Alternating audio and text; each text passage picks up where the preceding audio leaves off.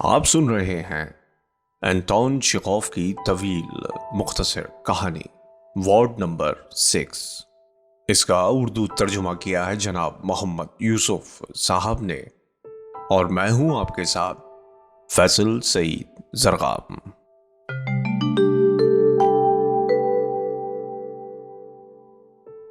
باب نمبر 7۔ اپنے دوست کو باہر تک چھوڑ کر آنے کے بعد ڈاکٹر یوفیمش اپنی ڈیسک کے سامنے بیٹھ کر اپنے مطالعے کا آغاز کر دیتا ہے۔ ایک بھی آواز رات کی خاموشی کو توڑنے نہیں پاتی۔ ایسا معلوم ہوتا ہے کہ وقت بھی رک گیا ہے، اور ڈاکٹر اپنی کتاب کو دیکھ رہا ہے جیسے تمام دنیا صرف یہ ایک کتاب اور لیمپ ہو جس پر سبز رنگ کا شیڈ پڑا ہوا ہے۔ ڈاکٹر کے کھردرے اور دھات کے سے خد و خال پر انسانی ذہن کے اظہار کی عزت کے خیال سے تبسم کی روشنی پھیل جاتی ہے۔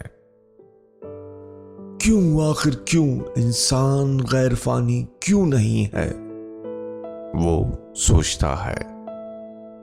دماغ کے یہ پیچ و خم، بصارت، تقریر، گویائی، خود شعوری، ذہانت، اگر ان کا انجام خاک ہی میں ملنا ہے اور آخر کار مٹی بن جانا ہے اور زمین کا حصہ بن کر انہیں کروڑوں سال تک سورج کے گرد بلا سبب اور بلا مقصد چکر کاٹتے رہنا ہے، تو ان کے ہونے کا نتیجہ کیا ہے؟ خاک میں ملنے اور زمین کا حصہ بن کر چکر کاٹنے کے لیے یقیناً یہ ضروری نہیں تھا کہ عدم سے انسان کو اس کے اعلیٰ اور مقدس ذہن کے ساتھ وجود میں لایا جاتا اور پھر ایک تلخ مذاق کے طور پر اسے خاک میں تبدیل کر دیا جاتا۔ مادے کی تحلیل، اس میں کوئی بزدل ہی ابدیت کے بدل کے طور پر سکون حاصل کرے گا۔ قدرت میں جو غیر شعوری عمل ہوتے رہتے ہیں وہ انسانی حماقت سے بھی نچلے درجے کے ہیں، کیونکہ حماقت میں بھی ارادے اور شعور کا کچھ حصہ ہوتا ہے، جبکہ قدرت کے عملوں میں کوئی بات بھی تو کار فرما نہیں ہوتی۔ صرف کوئی بزدل جس کو اپنی موت کا خوف اپنے وقار و عزت سے بڑا ہوتا ہے، اس خیال سے اپنے آپ کو تسلی دیتا ہے کہ اس کا جسم گھاس کے نیچے پتھر کے تلے زندہ رہے گا۔ مادہ کی تحلیل میں دعام دیکھنا اتنا ہی مضحکہ خیز ہے جتنا کوئی وائلن کے ڈبے کے مستقبل کے بارے میں پیش گوئی کرے جبکہ گراں بہا ساز ٹوٹ چکا ہو اور بیکار ہو چکا ہو۔ ہر بار کلاک 4 بجاتا ہے، اوندرے یوفیمچ اپنی آرام کرسی کی پشت سے ٹیک لگا لیتا ہے اور اپنے خیالات پر غور و فکر کے لیے ایک لمحے کی خاطر اپنی آنکھیں بند کر لیتا ہے۔ کتاب میں وضع کیے گئے بلند ترین خیالات کے زیر اثر وہ غیر شعوری طور پر اپنی زندگی کے ماضی اور حال کا تجزیہ کرنے لگتا ہے۔ ماضی سے اسے نفرت ہوتی ہے اور وہ اس کے بارے میں نہ سوچنے کو ترجیح دیتا ہے۔ وہ جانتا ہے کہ جب اس کے خیالات سورج کے گرد زمین کے چکر کاٹنے کے بارے میں گھوم رہے ہوتے ہیں تو سامنے کی ایک بہت بڑی عمارت میں، جو ڈاکٹر کے مکان سے چند قدموں کے فاصلے پر واقع ہے، لوگ مرض اور غلاظت میں لتھڑے ہوئے موجود ہیں۔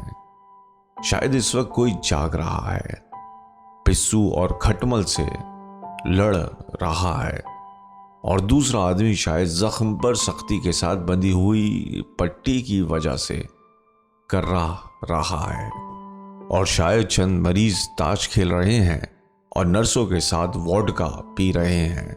گزشتہ سال 12,000 آدمیوں کو دھوکہ دیا گیا۔ اس پورے اسپتال کی بنیاد چوری، جھگڑوں، گپ بازی، دوست نوازی اور شرمناک مجمع بازی پر ہے، جو 20 سال پہلے بھی تھی، اور اسپتال ابھی تک ایک نہایت بد اخلاق اور بدعنوان ادارہ ہے، اور شہریوں کی صحت کے لیے آندرے یوفیمچ جانتا ہے کہ وارڈ نمبر 6 کی سلاخوں کے پیچھے نکیٹا مریضوں کو زدوکوب کرتا ہے اور یہودی موسا ہر روز سڑکوں پر بھیک مانگنے کے لیے جاتا ہے۔ ساتھ ہی ساتھ ڈاکٹر یوفیمچ یہ بھی جانتا ہے کہ علم ادویات کی سائنس نے گزشتہ 25 برس میں معجزہ نما ترقی کی ہے۔ یونیورسٹی میں تعلیم پاتے ہوئے اسے ایسا محسوس ہوا تھا کہ علم ادویات جلد ہی علم کیمیا اور علم طبیعت کی طرح مٹ جائے گا، لیکن اب راتوں کے مطالعے کے وقت علم ادویات اسے بہت متاثر کرتا ہے اور اتنا حیران ہوتا ہے کہ اس پر والہانہ پن سا طاری ہو جاتا ہے۔ کس قدر ذہانت کا اظہار ہے، کس قدر انقلاب آیا ہے۔ جراثیم کش دواؤں کی بدولت اب آپریشن اس طرح کیے جاتے ہیں جیسے عظیم ماہر ادویات پیراگوف غیر ممکن خیال کرتا تھا۔ زیمسفو کے عام ڈاکٹر گھٹنوں کے جوڑوں کی چیڑ پھاڑ سے بھی نہیں ڈرتے۔ پیٹ کے آپریشن سے 100 میں سے صرف 1 مریض کی موت واقع ہوتی ہے، اور پتھری نکالنا تو اب اتنی معمولی بات ہے کہ اس کا ذکر چھپنا بھی نہیں چاہیے۔ آتشک کا فوراً علاج کیا جا سکتا ہے اور پھر وراثت کے نظریہ ہپنوٹزم، پوسچر اور کوچ کی ایجادیں، صحت و صفائی، اعداد و شمار اور روس کا زیمسفو نامی معالجاتی ادارہ بھی تو موجود ہے۔ امراض کی جدید ترتیب و تقسیم کے ساتھ نفسیاتی علاج، نسخہ بنانے اور علاج کرنے کے نئے طریقے ماضی کی کامیابی سے کہیں بلندی پر کھڑے ہیں۔ دماغی مریضوں پر اب سرد پانی نہیں چھڑکا جاتا یا انہیں ایک مخصوص لباس نہیں پہنایا جاتا، بلکہ ان کے ساتھ انسانوں کا سا سلوک کیا جاتا ہے، اور ہم اخباروں میں پڑھتے ہیں کہ ان کی تفریحوں کے لیے ناٹکوں اور ناچ کا انتظام کیا جاتا ہے۔ ڈاکٹر یوفیمچ جانتا ہے کہ جدید خیالات اور مذاق وارڈ نمبر 6 سے مذموم ارادوں کو ریلوے اسٹیشن سے 32 میل دور قصبے ہی میں ممکن بنانے پر مجبور ہے، جہاں کے رئیس، بلدیہ اور کونسل کے ممبر نیم تعلیم یافتہ لوگ ہیں جو ڈاکٹروں کی پادری کی طرح عزت کرتے ہیں، چاہے وہ مریض کے حلق میں پگھلا ہوا سیسا انڈیل دیں۔ اگر کوئی اور جگہ ہوتی تو پبلک اور اخبار اس اسپتال کو مسمار کر دیتے، لیکن کوئی فائدہ بھی ہو۔ آنکھیں کھولتے ہوئے یوفیمچ اپنے آپ سے کہتا ہے، ان سب باتوں کا آخر نتیجہ کیا نکلا؟ جراثیم کچھ دوائیں، پوسچر اور کچھ کوئی لازمی تبدیلی نہیں لائے۔ شرح اموات اور بیماریاں ویسی کی ویسی ہیں۔ پاگلوں کے لیے تھیٹروں اور ناچ کا انتظام کیا گیا، مگر انہیں ان کے مرض سے نجات نہیں دلائی گئی، لہٰذا یہ محض خود پسندی اور بکواس ہے، اور میرے اسپتال میں اور ویانا کے شفاخانے میں کوئی اہم فرق نہیں۔ ہر کیف رنج و ملال اور رشک ملتا جلتا احساس اسے بے نیاز رہنے سے باز رکھتا ہے۔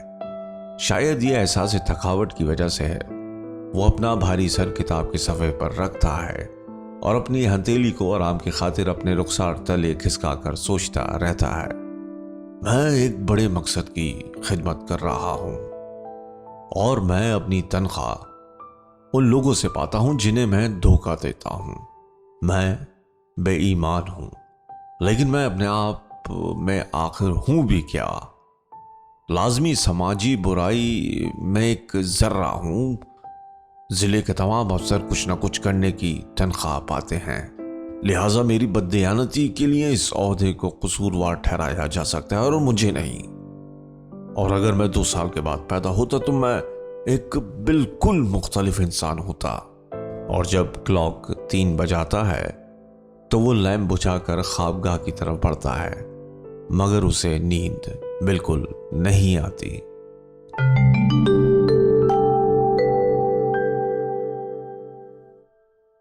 ایک یا 2 سال ہوئے زیمسفو نے سخاوت کی ترنگ میں آ کر زیمسفو کے اسپتال کے کھلنے تک اس اسپتال کے عملے کو بڑھانے کی خاطر 300 رومال سالانہ مزید دینے کا فیصلہ کیا، اور ضلع کے میڈیکل افسر येवगेच फेदोरोविच को डॉक्टर योफिमिच की इमदाद करने के लिए दावत दी। नया डॉक्टर एक नौजवान था, मुश्किल से 30 बरस की उम्र होगी। इसका कद लंबा था, रंग जरा स्याही माइल था और उसके गालों की हड्डियां उभरी हुई थी। वो शायद रूसी नस्ल से नहीं था।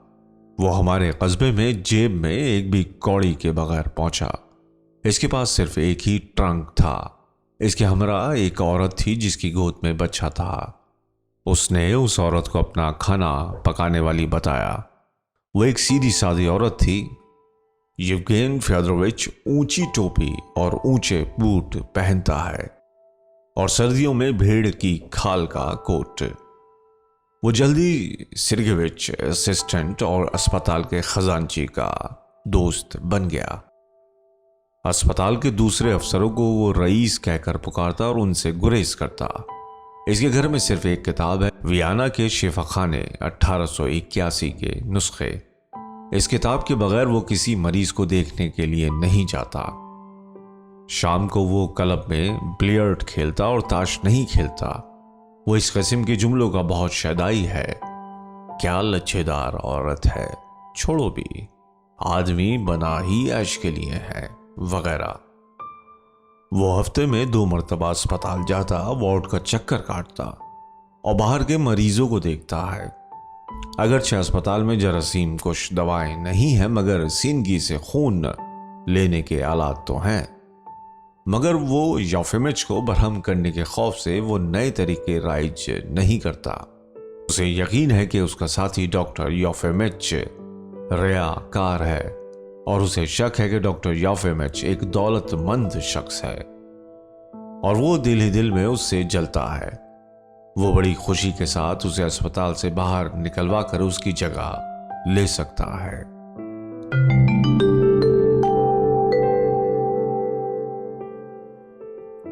बाब नंबर 9। मौसम बाहर की एक शाम को मार्च के अवाखिर में, जब जमीन पर बर्फ नहीं रहती और अस्पताल के अहाते में परिंदे गाते रहे हैं, डॉक्टर अपने दोस्त पोस्ट मास्टर को फाटक तक अलविदा कहने के लिए आता है। ऐन उस वक्त यहूदी मूसा अपने मामूल की सैर के बाद अहाते में दाखिल होता है। उसके सर पर टोपी नहीं है। उसने जूतों के ऊपर का जूता पहन रखा है। उसके हाथ में एक छोटा सा थैला है और जो भीख वो मांग कर लाया है उसके थैले में मौजूद है। क्या मुझे एक रूसी सिक्का नहीं दोगे? वो डॉक्टर से सवाल करता है। वो मुस्कुरा रहा है और सर्दी के मारे ठिठर रहा है। डॉक्टर योफिमिच, जिससे इनकार बन नहीं आता था, उसे 10 कोपिक का एक सिक्का देता है। उसने जब मूसा की नंगी टांगों और उसके पतले दुबले घुटनों को देखा तो वो सोचने लगा, किस कदर घनौनापन है, और फिर ऐसे नीम आलूद मौसम में। हमदर्दी और कराहत के एहसास से मजबूर होकर उसने मुंसलिका इमारत में यहूदी मूसा का पीछा किया और उसके गंजे सर से उसके टखनों तक का उसका जायजा लेता रहा। डॉक्टर की आमद पर निकिटा गलाजत के ढेर पर से उछलकर फौजियों की तरह तनकर खड़ा हो गया। शाम बखैर निकिटा, डॉक्टर योफिमिच ने अपनी नरम आवाज में कहा। उस यहूदी को एक जोड़ा जूता क्यों ना दिया जाए, उसे सर्दी न लग जाए। बहुत अच्छा हुजूर, मैं सुपरिंटेंडेंट को इसकी इत्तला दूंगा। जरूर, और मेरा नाम लेना, उससे कहना कि इजाजत मैंने दी है। वार्ड का ड्यूरी में खुलने वाला दरवाजा खुला था। आइवान दिमित्रिच अपने पलंग पर फैलकर लेटा हुआ था और वो बड़े गौर के साथ एक नाआशना आवाज को सुन रहा था। यकबयक उसने डॉक्टर को पहचान लिया। गुस्से से पीला होकर वो अपने पलंग से उछल पड़ा। उसकी आंखों के ढेले उसकी आंखों से बाहर निकल रहे थे और वो दौड़कर कमरे के वस्त में पहुंचा और बोला, डॉक्टर आ गया। और फिर वो खिलखिलाकर हंस पड़ा। हजरात, मैं आपको मुबारकबाद देता हूं कि आखिरकार डॉक्टर आ ही पहुंचा है। डॉक्टर ने यहां आकर आखिर हम पर करम कर ही दिया, बदमाश कहीं का। और करीब करीब चीख उठा। اس نے غصے کے عالم میں زور سے فرش پر پاؤں ٹپکا، اور وارڈ میں اس سے پہلے اس قسم کی جلاہٹ کبھی نہیں دیکھی گئی تھی۔ اس بدماش کی گردن مار دو۔ نہیں نہیں، قتل تو اس کے لیے بہت اچھی بات ہوگی، اسے پاخانے میں پھینک دو۔ ڈاکٹر یوفیمش نے بڑی آہستگی کے ساتھ دروازے میں اپنا سر داخل کیا اور پوچھا، کیوں؟ کس لیے؟ کس لیے؟ آئیون دمترچ زور سے چلایا، اور پھر اس نے قریب آ کر اسے عجیب نگاہوں سے دیکھتے ہوئے اور اس کے کوٹ کے کالر کو کھینچتے ہوئے اور لڑکھڑاتے ہوئے بولا، کس لیے؟ اس لیے کہ تم چور ہو۔ وہ اپنے ہونٹوں کو بھیجتے ہوئے جیسے تھوکنے والا ہو، پھر چلایا، مجمع باز، جلات۔ اتنے برہم کیوں ہوتے ہو؟ یوفیمش نے معذرت کے انداز میں مسکراتے ہوئے پوچھا، میں تمہیں یقین دلاتا ہوں کہ میں نے اپنی زندگی میں کبھی کوئی چیز نہیں چرائی، اور تم ڈھٹائی کے ساتھ مبالغہ آرائی کر رہے ہو۔ تم شاید مجھ سے ناراض ہو، ذرا ہوش سے کام لو اور غصہ تھوک دو۔ آخر تم اس قدر برہم کیوں ہو رہے ہو؟ تم مجھے یہاں کیوں روک رہے ہو؟ اس لیے کہ تم بیمار ہو۔ ہاں میں بیمار ہوں، لیکن دنیا میں بیسیوں، سینکڑوں، ہزاروں، لاکھوں پاگل آزادی سے لطف اندوز ہیں، اور تم اتنے لا علم ہو کہ تم ایک باہوش انسان اور ان میں تمیز نہیں کر سکتے۔ پھر کس لیے مجھے اور ان بیچاروں کو دوسروں کے گناہوں کے لیے یہاں جکڑ رکھا جائے، قربانی کے بکروں کی طرح؟ تمہارا اسسٹنٹ انسپیکٹر اور پورا اسپتال اخلاقی طور پر ہم سے بہت پست ہے، تو پھر ہمارے بجائے تمہیں یہاں کیوں نہ رکھا جائے؟ آخر یہ کیا منطق ہے؟ اخلاقی قدروں اور منطق کا اس سے کوئی واسطہ نہیں، ہر بات اتفاقی ہے۔ جن لوگوں کو یہاں لا کے ڈالا جاتا ہے وہ یہیں رہتے ہیں، اور جو لوگ یہاں نہیں آتے وہ آزادی سے لطف اندوز ہوتے ہیں، بس اتنی سی بات ہے۔ اس حقیقت میں نہ اخلاق ہے نہ منطق کہ تم ذہنی طور پر بیمار ہو، اور میں ڈاکٹر ہوں، اور یہ بات محض ایک اتفاق ہے۔ میں تمہاری بکواس کو سمجھنے سے قاصر ہوں، آئیون دمترچ نے کھوکھلی آواز میں کہا، اور وہ پلنگ پر بیٹھ گیا۔ یہودی موسیٰ، جس کی جامع تلاشی نکٹا ڈاکٹر کی موجودگی میں نہیں لے سکا تھا، اپنی بھیک کا ثمر اپنے سامنے سجا کر بیٹھ گیا تھا، اور وہ سردی سے ابھی تک کانپ رہا تھا، اور وہ یہودی زبان میں اپنے آپ سے باتیں کر رہا تھا۔ وہ تیز تیز مترنم آواز میں کچھ کہہ رہا تھا۔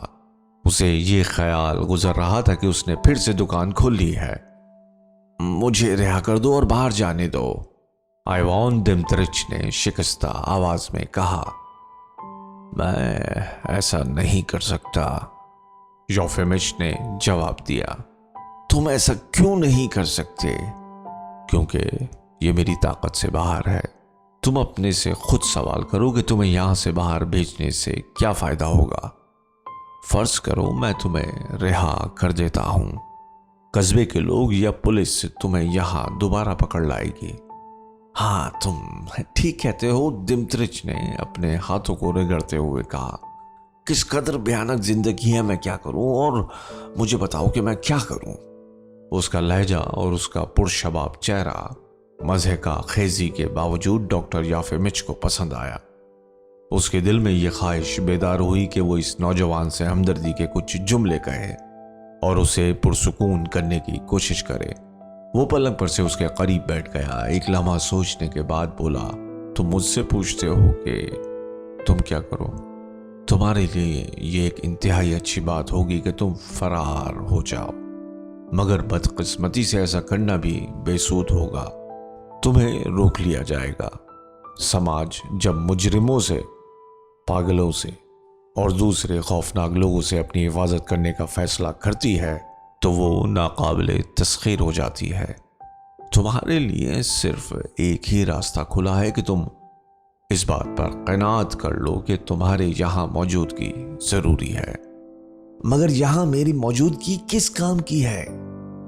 دنیا میں چونکہ پاگل خانوں اور جیل خانوں کی سی چیزیں موجود ہیں، اس لیے ایسے لوگ بھی ہونے چاہیے جو انہیں بھر سکیں۔ آخر تمہیں نہیں تو مجھے، اور مجھے نہیں تو کسی اور کو یہاں رہنا ہی ہوگا۔ اس مستقبل بعید کا انتظار کرو جب نہ کوئی پاگل خانہ ہوگا نہ کوئی جیل خانہ، سلاخوں والی کھڑکیاں نہیں ہوں گی، اسپتال کا مخصوص لباس نہیں ہوگا۔ وہ وقت جلد یا بدیر ضرور آئے گا۔ دمترچ حقارت کے ساتھ مسکرایا۔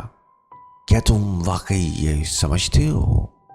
دمترچ نے اپنی آنکھیں سکڑتے ہوئے کہا، تو تم جیسے شریف آدمیوں کا اور تمہارے نکٹا جیسے مددگاروں کا کیا مستقبل ہوگا؟ جناب، میرے خیالات شاید فرسودہ اور آپ شاید ان پر نہیں مگر نئی زندگی کی صبح پر اپنی پوری تابانی کے ساتھ نبودار ہوگی، اور صداقت کی فتح ہوگی، اور ہم بھی اس روشنی کو دیکھیں گے۔ شاید میں اس روشنی کو نہ دیکھ سکوں، اس وقت تک مر جاؤں، لیکن دوسرے لوگوں کے پوتے اور پڑ پوتے اس تجلی کو ضرور دیکھیں گے۔ میں تہہ دل سے ان کا خیر مقدم کرتا ہوں۔ ان کے لیے جشن مناؤ اور دوستو آگے بڑھو۔ آئیوان دمترچ کی آنکھوں میں چمک آ گئی۔ وہ اٹھ کر کھڑا ہو گیا۔ اس نے انگڑائی لی اور کھڑکی کی طرف اس نے اپنے بازو پھیلا دیے اور مشتعل آواز میں بولتا رہا، ان سلاخوں کے پیچھے سے میں تمہیں نیک دعائیں بھیجتا ہوں۔ صداقت زندہ باد۔ میں مسرور ہوں، مجھے مسرت کا کوئی سبب نہیں دکھائی دیتا۔ ڈاکٹر یوفیمش نے دمترچ کی طرف دیکھتے ہوئے کہا، جس کا انداز مسرت اگرچہ ڈرامائی تھا لیکن پھر بھی اسے پسند آیا تھا۔ ڈاکٹر یوفیمش نے کہا، اس وقت نہ جیل خانے ہوں گے نہ پاگل خانے ہوں گے، اور جیسا کہ تم نے ابھی کہا، صداقت کی فتح ہوگی، لیکن چیزوں کی اصل روح نہیں بدلے گی، اور قدرت کے قوانین بھی یوں ہی رہیں گے۔ لوگ بیمار ہوں گے، بوڑھے ہوں گے اور مر جائیں گے، جس طرح وہ اب بیمار ہوتے ہیں، بوڑھے ہوتے ہیں اور پھر مر جاتے ہیں۔ صبح چاہے کتنی ہی تاوانی کے ساتھ تمہاری زندگی کو روشن کیوں نہ کر دے، آخر میں تمہیں تابوت میں بند ہونا ہے اور زمین کے اندر گڑھے میں دفن ہونا ہے۔ لیکن ابدیت اور دوام کے بارے میں تمہاری کیا رائے ہے؟ بکواس ہے، تم اس پہ یقین نہیں رکھتے، مگر میں رکھتا ہوں۔ دوست وسکی نے، شاید والٹیئر نے کہا ہے کہ اگر خدا نہ ہوتا تو لوگ اسے ایجاد کر لیتے۔ مجھے یقین کامل ہے کہ اگر ابدیت نام کی کوئی چیز نہیں تو انسان کا عظیم دماغ جلد یا بدیر اسے ایجاد کر لے گا۔ کتنی اچھی بات کہی ہے، ڈاکٹر یوفیمش نے انتہائی خوشی کے ساتھ کہا۔ یہ ایک اچھی بات ہے کہ تم کسی نہ کسی چیز پہ اعتقاد رکھتے ہو، جیسا تمہارا اعتقاد ہے۔ اس سے تو کوئی شخص چار دیواری میں بھی مقید رہ کر بھی خوش رہ سکتا ہے۔ مجھے اب معلوم ہوا کہ تم ایک پڑھے لکھے انسان ہو۔ ہاں، میں یونیورسٹی میں رہا ہوں، اگرچہ وہاں سے فارغ التحصیل نہیں ہو سکا۔ اچھا، تو تم ایک ایسے انسان ہو جو سوچنا جانتا ہے۔ تم ہر حال میں اپنے خیالات میں اطمینان قلب ڈھونڈ سکتے ہو، خیال جو بے قید و بند ہو، گہرا ہو اور زندگی کو مکمل طور پر سمجھنے کی کوشش کرتا ہو، اور دنیا کی بیہودگی ہنگامہ پروری کے خلاف انتہائی نفرت کرتا ہو۔ ایک ایسی نعمت ہے جس سے بنی نوع انسان آج تک واقف نہیں ہوئی، اور تم اس نعمت کو سلاخدار کھڑکیوں کی وجہ سے پا سکتے ہو۔ ڈایوجنیس ایک پیپے میں رہتا تھا، پھر بھی وہ بادشاہوں سے زیادہ خوش تھا۔ تمہارا ڈایوجنیس ایک احمق تھا۔ دفتن دمترچ بیچ میں بول اٹھا، تم مجھ سے اپنے ڈایوجنیس یا کسی اور بات کو سمجھنے کی باتیں کیوں کر رہے ہو؟ اس نے اچھل کر اپنے پاؤں پر کھڑے ہوئے کہا، مجھے زندگی سے محبت ہے، میں اس سے والہانہ محبت کرتا ہوں۔ مجھے گرفتار ہو جانے کے خوف کا جنون ہے۔ مجھے ہر وقت کوئی نہ کوئی خوف اذیت دیتا رہتا ہے، مگر یہی وہ لمحہ ہے جب میں زندگی کی پیاس محسوس کرتا ہوں۔ اور مجھے یہ ڈر لگتا ہے کہ میں پاگل ہو جاؤں گا. میں زندہ رہنا چاہتا ہوں. میں کس قدر زندہ رہنا چاہتا ہوں. وہ اشتعال کے عالم میں کمرے میں ٹہلتا رہا اور پھر اس نے دھیمی آواز میں کہا، بعض اوقات مجھے خواب میں بھوت دکھائی دیتے ہیں. لوگ مجھ سے ملنے آتے ہیں اور میں کچھ ایسی آوازیں اور موسیقی سنتا ہوں اور میں سوچتا ہوں کہ میں یا تو کسی جنگل میں ہوں یا سمندر کے کنارے میں بیٹھا ہوں. میں اس وقت چہل پہل چاہتا ہوں، زندگی کی پریشانیاں چاہتا ہوں. مجھے بتاؤ کہ باہر کی دنیا میں کیا کچھ ہو رہا ہے. پھر یک بیک وہ ایک لمحے کے لیے خاموش رہنے کے بعد بولا، باہر کی دنیا میں کیا کچھ ہو رہا ہے؟ تم کیا چاہتے ہو کہ میں تمہیں اس قصبے کی بات سناؤں یا عام دنیا کی؟ آغاز کے طور پر تم مجھے قصبے کی باتیں سنا سکتے ہو اور پھر عام دنیا کی. بہت اچھا. اس قصبے میں بیزاری اور اکتاہٹ کے سوا کچھ بھی نہیں. اس قصبے میں ایک شخص بھی ایسا نہیں ہے جس سے تم بات کرنے کی خواہش کر سکو یا جس کی بات تم سن سکو. اور کوئی نیا شخص اس قصبے میں نہیں آیا. البتہ ایک نیا ڈاکٹر ہمارے یہاں بھیجا گیا ہے. میں جانتا ہوں. میں وہیں تھا جب وہ آیا تھا. میرا خیال ہے کہ وہ بہت جاہل ہے. خیر جاہل نہیں تو وہ مہذب البتہ نہیں. عجیب بات ہے کہ تم جانتے ہو. اور یوں تو سننے میں یہ آتا ہے کہ ہمارے شہروں میں جمود اور بے چینی نہیں.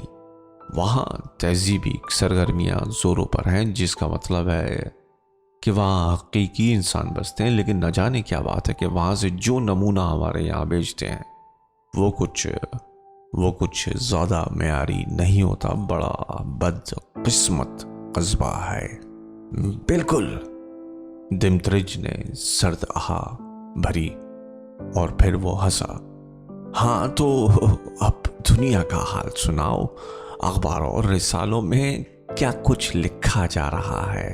وارڈ میں اب تاریکی پھیل گئی تھی اور ڈاکٹر اپنے پاؤں پر کھڑا ہو گیا تھا. اور کھڑے کھڑے اس نے بتایا کہ اخباروں میں روس اور غیر ملکوں کے بارے میں کیا کچھ لکھا جا رہا تھا اور جدید خیال کا رجحان کیا تھا. آئیوان دمترچ بڑے غور سے سنتا رہا اور کبھی کبھی کوئی سوال کر دیتا اور پھر یک بیک جیسے اسے کوئی بات یاد آ گئی ہو اس نے اپنا سر اپنے ہاتھوں میں دبا لیا اور ڈاکٹر کی طرف پیٹھ موڑ کر لیٹ گیا. کیا ہوا؟ تمہاری طبیعت تو خراب نہیں؟ نہیں، میں اب تم سے کوئی بات نہیں کروں گا. تم مجھ سے اب ایک لفظ بھی نہیں کہلوا سکو گے. دمترچ نے گستاخی کے ساتھ کہا. مجھے تنہا چھوڑ دو. کیا ہوا؟ میں تم سے کہہ رہا ہوں مجھے تنہا چھوڑ دو. تم ہوتے کون ہو؟ آندرے یافیمچ سرد آہ بھر کے اور کندھے جھٹکا کر وارڈ سے باہر نکل آیا. ڈیوڑی سے گزرتے ہوئے اس نے کہا، نکٹا، اگر اس ڈیوڑی کو ذرا صاف کر دیا جائے تو یہ جگہ کتنی اچھی معلوم ہو. کتنی بدبو آ رہی ہے. بہت اچھا حضور. گھر لوٹتے ہوئے راستے میں آندرے یافیمچ اپنے آپ سے باتیں کرتا رہا. اچھا نوجوان ہے. یہ پہلا آدمی ہے جس سے بات کرنے کو جی چاہتا ہے. وہ بڑی دانشمندی کے ساتھ باتیں کرتا ہے اور انہی چیزوں میں دلچسپی رکھتا ہے جو دیکھنے کے قابل ہوں. اس رات کو مطالعہ کرتے ہوئے اور پھر رات کو پلنگ پر لیٹے ہوئے وہ دمترچ کے بارے میں سوچتا رہا اور اگلے روز صبح کو اٹھتے ہی اسے یاد آیا کہ اس کی واقفیت ایک ذہین آدمی سے ہوئی ہے اور اس نے فیصلہ کیا کہ پہلا موقع ملتے ہی وہ اس کے پاس پھر جائے گا.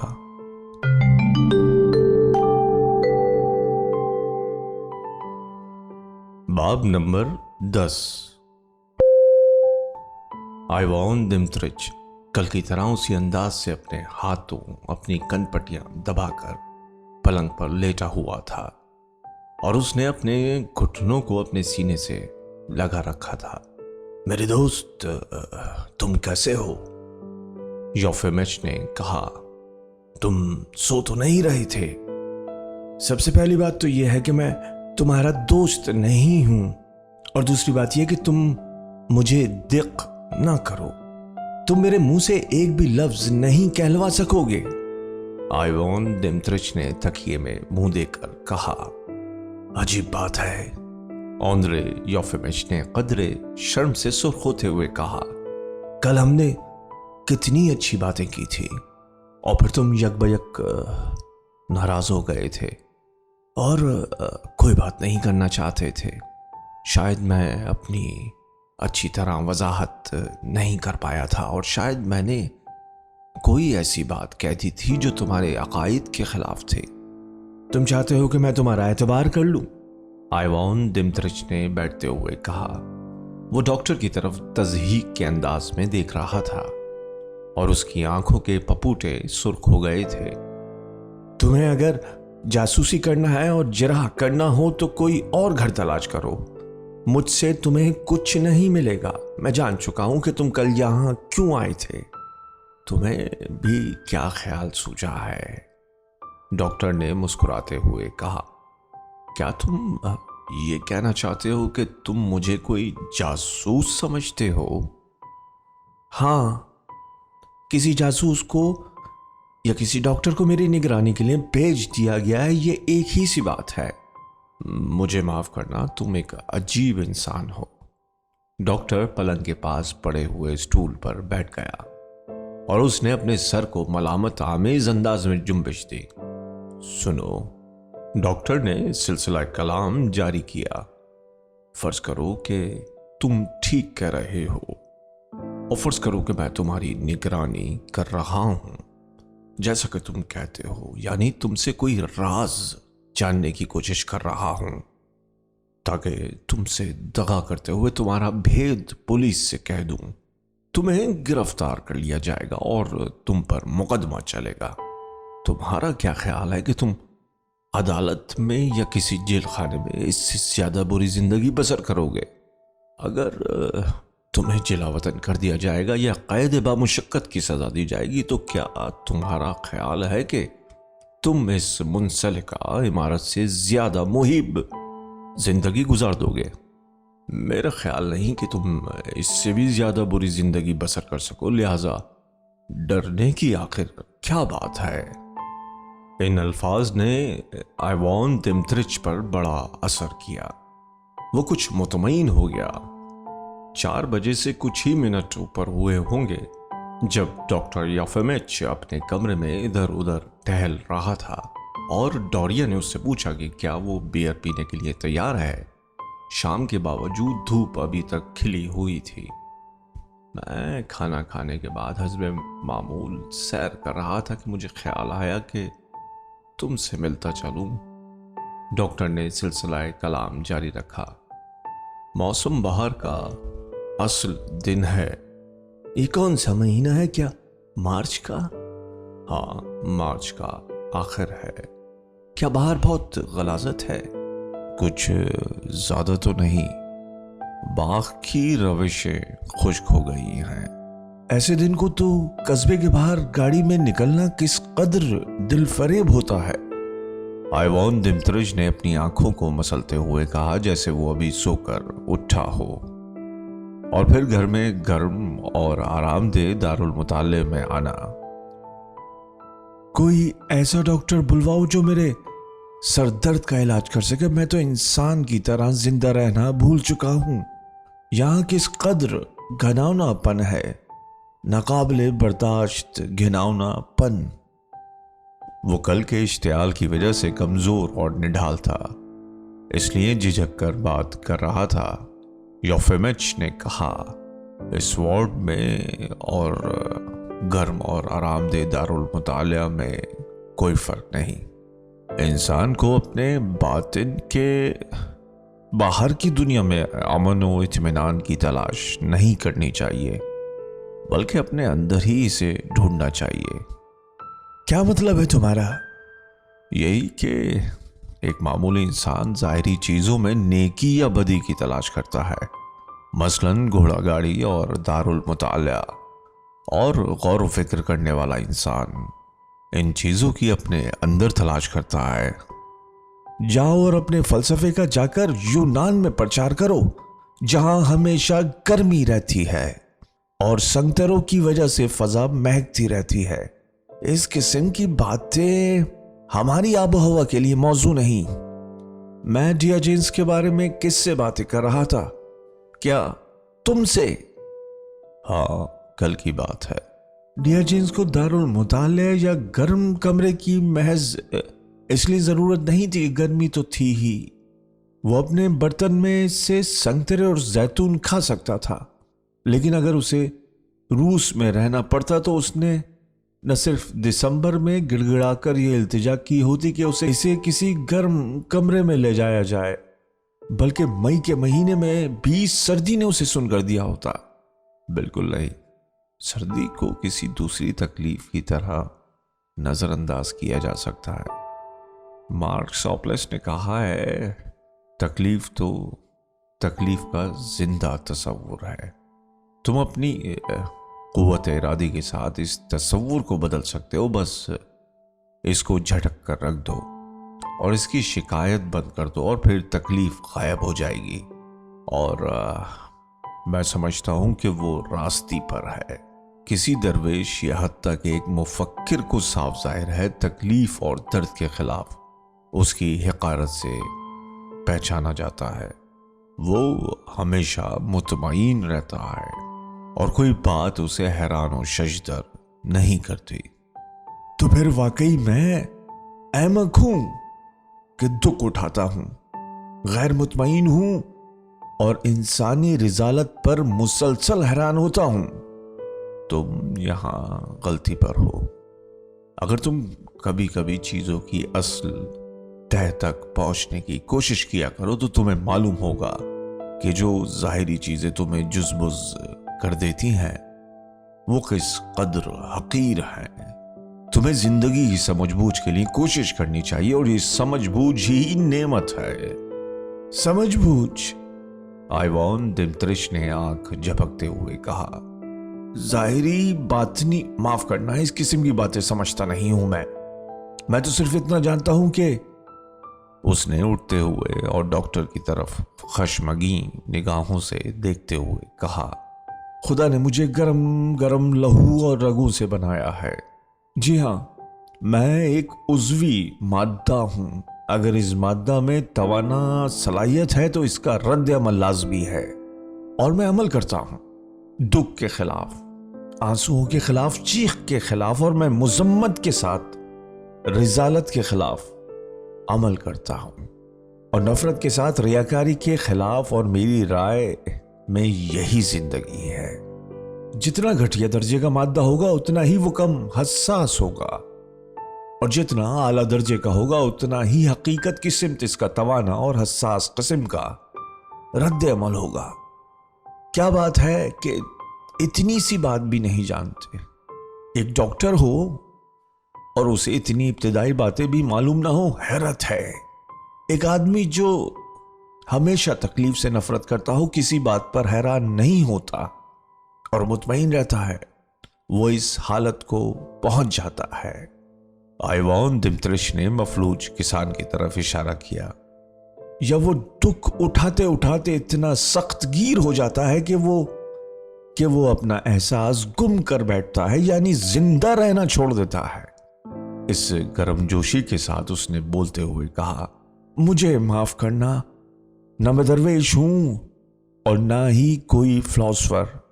مجھے ایسی باتوں کے بارے میں کوئی علم نہیں، اور میں دلائل سے کام نہیں لے سکتا۔ مگر تم نہایت اچھے دلائل پیش کرتے ہو۔ آپ جن زاہدوں کی تعلیمات کی نقالی کر رہے ہیں وہ واقعی عجیب و غریب انسان تھے، لیکن ان کا فلسفہ 2000 سال سے بے حس و حرکت پڑا ہے، اور وہ 1 انچ بھی آگے نہیں بڑھا، اور وہ بڑھ بھی نہیں سکتا، کیونکہ وہ ایک ناقابل عمل غیر حقیقی فلسفہ ہے۔ یہ فلسفہ صرف جد ہی لوگوں میں مقبول تھا جو اپنی زندگی مطالعے اور مختلف تعلیمات سے حظ اٹھاتے تھے، لیکن اکثریت کی سمجھ میں یہ نہیں آتا تھا۔ ایک ایسا فلسفہ جو دولت و آرام سے بے نیازی کا دکھ اور موت سے نفرت کا پرچار کرتا ہے، اکثریت کے لیے انتہائی ناقابل فہم ہے، کیونکہ लोगों की अक्सरियत दौलत या आराम से नाआशना होती है और इनके लिए दुख और मसाइब से नफरत करना खुद जिंदगी से नफरत करना है, क्योंकि हर आदमी का पूरा वजूद भूख, सर्दी, मौत, जिल्लत और अजियत और हैमलेट के से मौत के लिए खौफ पर मुश्तमिल है। पूरी जिंदगी इन्हीं बेजानों से बनी हुई है और जिंदगी चाहे नाकाबिले बर्दाश्त और घिनौनी ही क्यों ना हो, इससे नफरत कोई नहीं करता।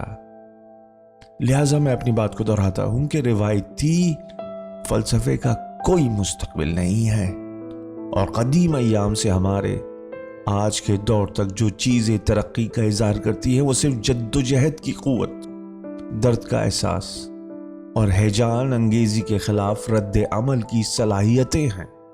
आइवान दिमतरिच यकबयक अपने दलील के सिलसिले को भूल गया और घबराहट में अपने माथे को रगड़ते हुए बोला, मैं कोई इंतहाई अहम बात कहना चाहता था लेकिन वो मेरे जहन से उतर गई है। उसने कहा। मैं क्या सोच रहा था? हाँ, याद आया। मैं ये बात कहना चाहता था, रिवायती फलसफे के एक पैरोकार ने अपने पड़ोसी को बचाने के लिए खुद को उसकी जगह गुलाम बनने के लिए बेच दिया। देखा आपने, एक रिवायती फलसफे ने भी हिजान के खिलाफ रद्द अमल से काम लिया। दूसरे के लिए खुद को फना करने के अजीम शान कारनामे को अंजाम देने की खातिर एक शख्स के पास जिल्लत, हमदर्दी को महसूस करने के काबिल रूह होनी चाहिए। इस जेल खाने में जितनी बातें जानता था भूल चुका हूं, वरना कुछ और मिसालें देता। हजरत मसीह की मिसाल लीजिए। हजरत मसीह हकीकत के खिलाफ रोकर, मुस्कुराकर, रंजीदा होकर और गम की शिद्दत से हमकिनार होकर रद्द अमल से काम लेते थे। वो मौत से नफरत नहीं करते थे, बल्कि उन्होंने तो बाग में दुआ की थी कि ये प्याला शायद मुझ तक ना आए। यहां पहुंचकर आइवान दिमतरिच हंसा और बैठ गया और फिर बोला, फर्ज कीजिए कि आप रास्ती पर हैं और सुकून व आशिती और किनात इंसान के अंदर ही मौजूद है और उसके बाहर नहीं। फर्ज कीजिए कि मसाइब से नफरत करना और किसी चीज पर हैरान न होना दुरुस्त है, लेकिन इस नुक्ता नजर के प्रचार करने का आपको क्या हक है? क्या आप दरवेश हैं? क्या आप फिलॉसफर हैं? नहीं, मैं फलसफी नहीं हूं, लेकिन हर आदमी को इस नुक्ता नजर का प्रचार करना चाहिए, क्योंकि इसकी बुनियाद अक्ल व खिरत पर रखी है। लेकिन मैं ये जानना चाहता हूं कि आप मुफाहमत और दुख से नफरत और ऐसी कुछ और बातों पर खुद को सनत क्यों समझते हैं? क्या आपने कभी कोई दुख उठाया? क्या आपको जर्रा भर भी ये ख्याल है कि दुख क्या चीज होती है? इस सवाल के लिए मुझे माफ करना, क्या बचपन में तुमने कभी बैद की सजा पाई है? नहीं, मेरे वालिदैन जिस्मानी सजा के खिलाफ थे। लेकिन मेरे वालिद मुझे बैद की सजा देता था। वो एक तुंदखू शख्स था, एक अफसर। उसकी नाक लंबी थी, उसकी गर्दन जर्द थी और वो बवासीर का मरीज था। लेकिन आइए हम आपकी बात करें। जिंदगी भर तुम्हें किसी शख्स ने अपनी इस उंगली तक से नहीं छुआ, किसी ने तुम्हें धमकी नहीं दी, किसी ने तुम पर जुल्म नहीं ढाया और तुम एक घोड़े की तरह मजबूत हो। तुमने अपने वालिदैन के परों के साए में परवरिश पाई है, उसकी दौलत पर तालीम हासिल की और फिर रोजी पैदा करने का तुम्हें मौका मिला। 20 बरस तक तुम एक गर्म, रोशन और मुफ्त के कमरे में हिस्स उठाते रहे। तुमने मुलाजिम रखा हुआ है और तुम्हें काम करने का इस वक्त हक है जब तुम काम करना चाहो या बिल्कुल कोई काम न करना चाहो। तुम एक सुस्तो काहिल और फितरतन एक बेहिस्सो हरकत इंसान हो, इसलिए तुमने अपनी जिंदगी को मुनज्जम करने की कोशिश की है ताकि तुम मसाइब और फजूल नक्लो हरकत को टाल सको। तुमने अपना सारा काम अपने असिस्टेंट को सौंप रखा है और तुम खुद पुरतपाक जिंदगी से लुत्फ अंदोज होकर रुपया बचा रहे हो, पढ़ रहे हो, और तुम हर किस्म की रफियो बरतर बकवास से जहनी हिज्ज उठाते हो।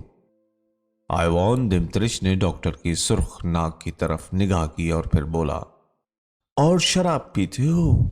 तुमने जिंदगी का कुछ भी नहीं देखा और जिंदगी के बारे में कुछ भी नहीं जानते, और तुम हकीकत के बारे में सिर्फ नजरियाती इल्म रखते हो। तुम दुख से नफरत करते हो और किसी चीज को इस बात की इजाजत नहीं देते कि वो तुम्हें हैरान कर सके, महज इस वजह से कि जिंदगी दुख और मौत से ज़ाहिरी और बातनी नफरत, मुफाहिमत, सच्ची नेमतें, यानी इस किस्म का सारा फलसफा रूसी काहिल नौजवानों के लिए बहुत मौजू है।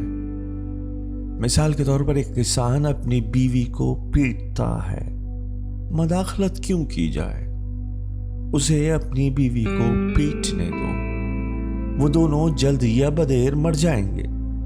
और फिर गुस्से वाला किसान खुद अपने आप को बेइज्जत करता है और अपने शिकार को नहीं। ये ठीक है कि शराब पीना एक नाजेबा और बेहुदा बात है, लेकिन जो लोग पीते हैं और जो नहीं पीते दोनों मर जाते हैं। एक दांत की दर्द से चिल्लाती हुई तुम्हारे पास आती है, दांत में दर्द है, तो फिर क्या हुआ? दर्द तो सिर्फ दर्द के बारे में हमारा तसव्वुर है, और फिर हम किसी बीमारी के बगैर जीने की कैसे तवक्का कर सकते हैं? हम सबको मरना है, इसलिए ऐ औरत अपनी राह लग, मुझे सोचने दे और शराब पीने दे। एक नौजवान तुम्हारे पास आता है और एक मशवरा तलब करता है, और वो ये जानता है कि उसे क्या करना चाहिए, कैसे जिंदा रहना चाहिए। कोई दूसरा शख्स उसे जवाब देने से पहले तौक़ुफ़ से काम लेगा, लेकिन तुम्हारे पास जवाब तैयार है। जिंदगी को समझने की कोशिश करो या सच्ची नेमत हासिल करो। लेकिन आरिफाना नेमत क्या है, इसका तुम्हारे पास कोई जवाब नहीं। हमें यहां सलाखों के पीछे रखा जा रहा है, पीटा जा रहा है और गलने सड़ने की इजाजत दी जा रही है, लेकिन ये सब बातें बहुत अच्छी हैं, माकूल हैं, क्योंकि इस वार्ड में और एक आरामदेह दारुल मुतालिया में कोई फर्क नहीं। एक आसान फलसफा है, कुछ करने की जरूरत नहीं, तुम्हारा ज़मीर साफ है और तुम खुद को एक दरवेश समझते हो। नहीं हुजूर, ये कोई फलसफा नहीं है, ये कोई ख्याल नहीं, ये एक वसी ख्याल नहीं, ये सिर्फ काहिली है, तकदीर परस्ती और जहनी बेहिसी है। आइवान दिमतरिच नए जोशो खरोश के साथ गोया हुआ। तुम दुख से नफरत करते हो, लेकिन अगर तुम्हारी छोटी उंगली दरवाजे में आ जाती है तो तुम पूरा जोर लगाकर चीख उठते हो। शायद मैं बिल्कुल न चीखूं। डॉक्टर योफेमिश ने मुस्कुराते हुए शाइस्तगी के साथ कहा, जरूर चीखोगे, और अगर अब यक बयक तुम पर फालिज गिर पड़े या कोई अहमक और लफंगा अपने ओहदे से फायदा उठाते हुए सरेआम तुम्हारी बेइज्जती कर दे और तुम ये बात जानते हो कि उसे कोई सजा नहीं मिलेगी, तो फिर तुम्हें मालूम होगा कि लोगों को फहम और इदराक और सच्ची नेमत हासिल करने का मशवरा देने का क्या मतलब है, किस कदर असली ख्याल है। डॉक्टर आंद्रे योफेमिश ने हंसते हुए और अपने हाथों को मलते हुए कहा, तुम जिस तरह अपनी बातों को उमूमियत का रंग देते हो, मैं उसकी तारीफ करता हूं, और जिस ढंग से तुमने मेरे किरदार का जिक्र किया है वो वाकई शानदार है। मैं तुम्हें यकीन दिलाता हूं कि तुमसे बात करने में बहुत लुत्फ आता है। अच्छा, मैं तुम्हारी बातें सुन चुका हूं, और अब जरा मेरी बात सुनो।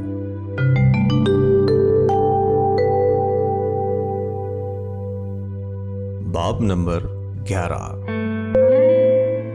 वो 1 घंटे तक बातें करते रहे। اس گفتگو نے ڈاکٹر یافیمچ پر ضرور بہت اثر کیا ہوگا، کیونکہ وہ اب ہر روز منسلکہ عمارت میں آنے لگا۔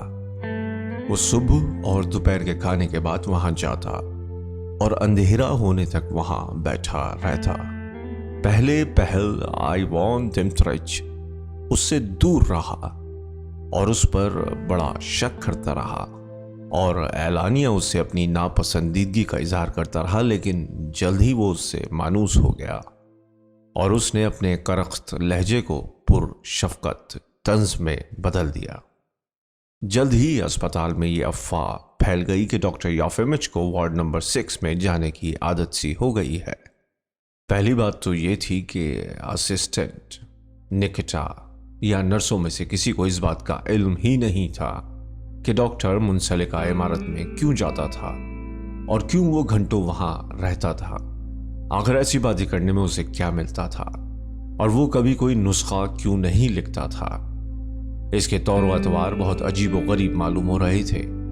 اب وہ اکثر باہر رہتا تھا اور جب پوسٹ ماسٹر ماہینیل آتا تو ڈوریا کی سمجھ میں نہ آتا کہ وہ اس بات کا کیا مطلب نکالے۔ ڈاکٹر بیئر پینے میں بے قاعدگی سے کام لے رہا تھا اور اکثر رات کے کھانے کے لیے گھر دیر سے آتا تھا۔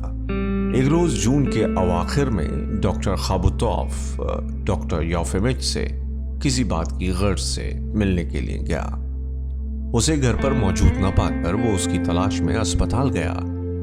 اسے بتایا گیا کہ ڈاکٹر پاگلوں کے وارڈ میں ہے۔ منسلکہ عمارت میں جا کر وہ ڈیوڑی میں ہی رک گیا اور اس نے وہیں کھڑے کھڑے ان کی گفتگو سنی۔ تم مجھ سے اتفاق نہیں کرو گے اور تم مجھے اپنے عقیدے کا قائل نہیں بنا سکو گے، آئیوان دمترچ جھگڑنے کے انداز میں کہہ رہا تھا۔ تم حقیقت کے بارے میں کچھ بھی نہیں جانتے، تم نے کبھی کوئی دکھ نہیں اٹھایا اور تم ایک جوں کی طرح ہو، دوسرے کے مصائب پر پلتے رہتے ہو، اور ادھر میں ہوں کہ پیدا ہونے کے بعد سے دکھ جھیلتا رہا ہوں، اس لیے میں تم سے صاف گوئی سے کام لوں گا۔ میں سمجھتا ہوں کہ تم سے برتر انسان ہوں اور ہر اعتبار سے تمہارا مقابلہ کر سکتا ہوں، اور تم مجھے کوئی سبق نہیں پڑھا سکتے، کوئی تعلیم نہیں دے سکتے، مگر میں تمہیں اپنے عقیدے کا قائل نہیں بنانا چاہتا، میری یہ کوئی خواہش نہیں۔ ڈاکٹر یافیمچ نے دھیمے لہجے اور اداسی کے ساتھ کہا، جیسے اس کو غم ہوا ہو کہ اس کو غلط سمجھا گیا۔ اور میرے دوست، مطلب یہ نہیں ہے، اور اس حقیقت کے لیے میں نے دکھ نہیں اٹھائے اور تم نے اٹھائے ہیں۔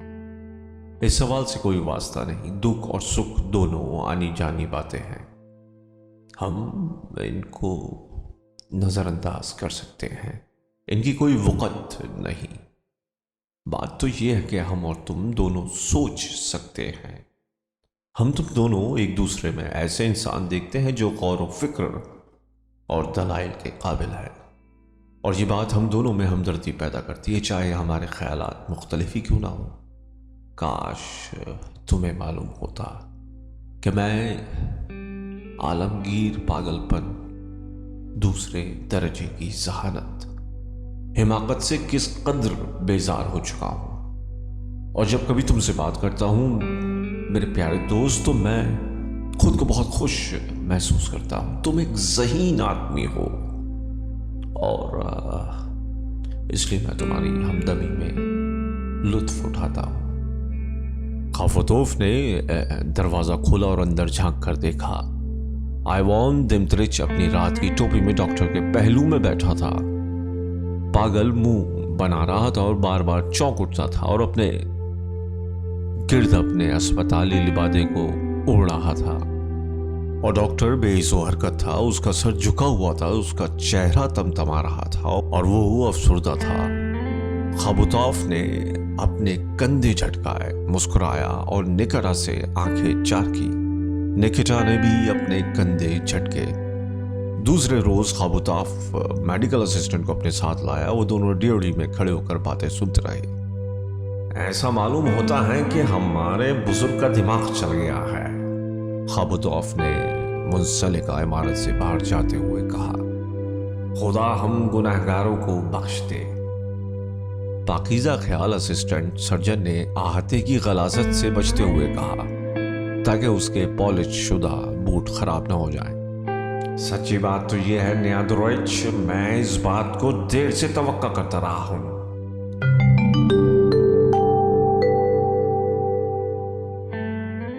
باب نمبر 12۔ ڈاکٹر کے ساتھیوں کی منسلکہ عمارت میں آمد کے بعد ڈاکٹر یوفیمچ کو اپنے ارد گرد ایک پراسرار فضا کا احساس ہوا۔ اسپتال کے اسسٹنٹ، نرسیں اور مریض اس کی طرف عجیب و غریب نگاہوں سے دیکھتے جیسے وہ کچھ پوچھنا چاہتے ہوں، اور پھر سرگوشیاں کرنے لگتے۔ جب ڈاکٹر ان کے قریب سے گزر جاتا، سپرنٹینڈنٹ کی ننھی منی لڑکی کے بالوں میں ڈاکٹر یوفیمچ انگلیاں پھیرنے کے لیے اب آگے بڑھتا تو وہ بھاگ کھڑی ہوتی۔ مائنہل پوسٹ ماسٹر اب ڈاکٹر یوفیمچ کی باتوں کا جواب "تم بالکل ٹھیک کہتے ہو" سے نہ دیتا، بلکہ کچھ بڑبڑانے لگتا اور ناقابل فہم ضرور سے جواب دیتا، اور سوچنے کے انداز میں ڈاکٹر کی طرف اداسی کے انداز میں دیکھتا، اور نہ جانے کس وجہ کی بنا پر اس نے اپنے دوست کو یہ مشورہ دینا شروع کر دیا کہ وہ بیئر اور واڈکا کا پینا بند کر دے، لیکن یہ بات بڑے ہیر پھیر کے بعد کہتا جیسے کہ اس کی پرورش کا تقاضا تھا۔ اشاروں میں بات کرتا اور کبھی اسے اپنے بٹالین کمانڈر کے بارے میں کہانی سناتا کہ وہ کتنا اچھا انسان تھا، اور پھر کبھی پلچن کے پادری کی بات چھیڑتا کہ وہ بھی بہت نیک انسان تھا، مگر وہ دونوں شراب نوشی کی کثرت کی وجہ سے بیمار ہو گئے تھے، اور جو ہی انہوں نے شراب ترک کی تندرست و توانا ہو گئے۔ کبھی کبھار ڈاکٹر کا ساتھی خواب و طاف اس کے یہاں آتا اور وہ بھی ڈاکٹر کو مشورہ دیتا کہ وہ شراب پینا چھوڑ دے، اور بغیر کسی وجہ کے اسے پوٹیشیم برومائڈ لیتے رہنے کی ہدایت کرتا۔ اگست میں آندرے یوفیمچ کو رئیس بلدیہ کی جانب سے خط ملا۔ اسے ایک ضروری کام کی وجہ سے وہاں بلایا گیا تھا۔ ڈاکٹر یوفیمچ جب ٹاؤن ہال میں پہنچا تو وہاں اس نے فوج کے افسر اعلیٰ، ضلع اسکول کے انسپیکٹر، کونسل کے ایک ممبر خابتوف اور ایک ڈاکٹر کو وہاں جمع پایا۔ اس ڈاکٹر کا ایک شکل سا پول نامی دوست یہاں سے 3 میل کے فاصلے پر ایک فارم میں رہتا تھا۔ وہ اس قصبے سے گزر رہا تھا کہ اسے بھی بلوا لیا گیا تھا۔ ہمارے یہاں ایک درخواست موصول ہوئی ہے جس میں کچھ تمہارا حوالہ بھی ہے، کونسل کے ممبر نے ڈاکٹر یوفیمچ سے کہا۔ جب الیک کے بعد ہر کوئی میز کے گرد بیٹھ چکا تھا، ڈاکٹر درویچ خابوتاف نے بتایا ہے کہ اسپتال کی اصل عمارت میں دواخانے کے لیے جگہ کافی نہیں ہے، اور اس دواخانے کو اسپتال کے بازو میں منتقل کر دیا جانا چاہیے۔ اس دواخانہ کی تبدیلی کے بارے میں ہم پریشان نہیں، بلکہ اس بات سے پریشان ہیں کہ اسپتال کے بازو کی مرمت کروانا ہوگی۔ ہاں، مرمت کی اشد ضرورت ہے، ڈاکٹر یوفیمچ نے ایک لمحے کے توقف کے بعد کہا۔ مثال کے طور پر اگر اسپتال کے کونے والے بازو کو دواخانے کے طور پر استعمال کیا جائے تو میرے خیال میں 500 روبل کی ضرورت پڑے گی، اور یہ لا حاصل خرچ ہوگا۔ ایک لمحے کے لیے سب خاموش ہو گئے۔ ڈاکٹر یوفیمچ نے کہا، 10 سال ہوئے میں نے حضور کو اطلاع دی تھی کہ موجودہ صورت میں اسپتال ایک ایسی عشرت ہے جس کا ہمارا قصبہ متحمل نہیں ہو سکتا۔ اسے اس صدی کے 40ویں سال میں بنوایا گیا، اور ان دنوں حالات مختلف تھے۔ شہر کی کونسل ان غیر ضروری عمارتوں اور فالتو عملے پر بہت خرچ کر رہی ہے۔ اگر کسی دوسرے طریقے سے ان اسپتالوں کو چلایا جائے تو میرے خیال میں اتنی ہی رقم سے 2 اسپتال چلائے جا سکتے ہیں۔ تو پھر کسی دوسرے طریقے سے ہی اس اسپتال ہمیں چلانا چاہیے، کونسل کے ممبر نے بڑے اشتیاق سے کہا۔ میں اپنی رائے کا پہلے بھی اظہار کر چکا ہوں کہ زیمیستوف کو اس میڈیکل ادارے کی باغ ڈور اپنے ہاتھ میں لے لینی چاہیے۔ ہاں، زیمیستوف کو یہ اسپتال سونپ دو تاکہ وہ ہمارا روپیہ ہڑپ کر سکے، بھورے بالوں والے ڈاکٹر نے ہنستے ہوئے کہا۔ بالکل بالکل، काउंसिल के मेंबर ने भी हंसते हुए कहा। ऑन्द्रे याफेमिच ने अपनी जर्द आंखों से भूरे बालों वाले डॉक्टर की तरफ देखा और कहा, हमें इंसाफ से काम लेना चाहिए। फिर तवक्कुफ जारी रहा। चाय आई। फौज का अफसर आला किसी वजह से घबराया हुआ था और उसने अपना हाथ बढ़ाकर डॉक्टर याफेमिच का हाथ अपने हाथ में ले लिया। ऐसा मालूम होता है डॉक्टर कि तुम हमें भूल चुके हो। फौज का अफसर आला बोला, तुम तो एक तारिक दुनिया हो, सन्यासी हो। मैं तुम्हें जानता हूं कि तुम ताश नहीं खेलते, औरतों से बेनियाज हो। हम तुम्हारे बेकैफ साथी हैं। हर आदमी ने ये कहना शुरू कर दिया है कि हर वो शख्स कितना बेकैफ है जो काबिलियत तो रखता है मगर इस कस्बे में चला है। यहाँ ना कोई थिएटर है ना मौसीकी है। क्लब में गुज़िश्ता नाच जो हुआ था उसमें 20 औरतें आईं और इन्हें सिर्फ 2 हम रक्स मुयस्सर आए। नौजवान रक्स ही नहीं करते, वो ताश खेलते हैं या खाने पीने की चीजों के गिर्द मंडलाते रहते हैं। किसी की तरफ देखे बगैर ऑन्द्रे याफेमिच अपनी पुरसुकून और धीमी आवाज में कहता रहा कि ये किस कदर अफसोसनाक बात है कि शहरी ताश के खेल में अपनी कुव्वत, अपनी रूह और अपना दिमाग जाया करते रहे और वो दिलचस्प गुफ्तगू या मुताले में अपना वक्त न सर्फ करते रहे और जहन की लज्जतों से बहरामंद न हुए। जहन ही दिलचस्प चीज है और बाकी सब चीजें हकीर और मामूली हैं। खाबतूफ अपने दोस्त की बातें बड़े गौर के साथ सुनता रहा और फिर उसने यकबयक सवाल किया, डॉक्टर ऑन्द्रे याफेमिच, आज क्या तारीख है? जवाब पाकर वो और भूरे बालों वाले डॉक्टर ने डॉक्टर याफेमिच से सवाल किया कि वो हफ्ते का क्या दिन था, महीने में कितने दिन होते हैं और साल में कितने? क्या ये सच्ची बात है कि वार्ड नंबर 6 में एक अजीमुशान पैगंबर है? इनकी सूरत हाल कुछ ऐसी थी जैसे वो अपनी नाअहलियत से आगा मुमतहिन हो। आखिरी सवाल के जवाब में डॉक्टर याफेमिच के चेहरे पर सुर्खी दौड़ गई और उसने कहा, वो एक बीमार शख्स है मगर निहायत दिलचस्प आदमी है। इसके बाद डॉक्टर से कोई सवाल न पूछा गया।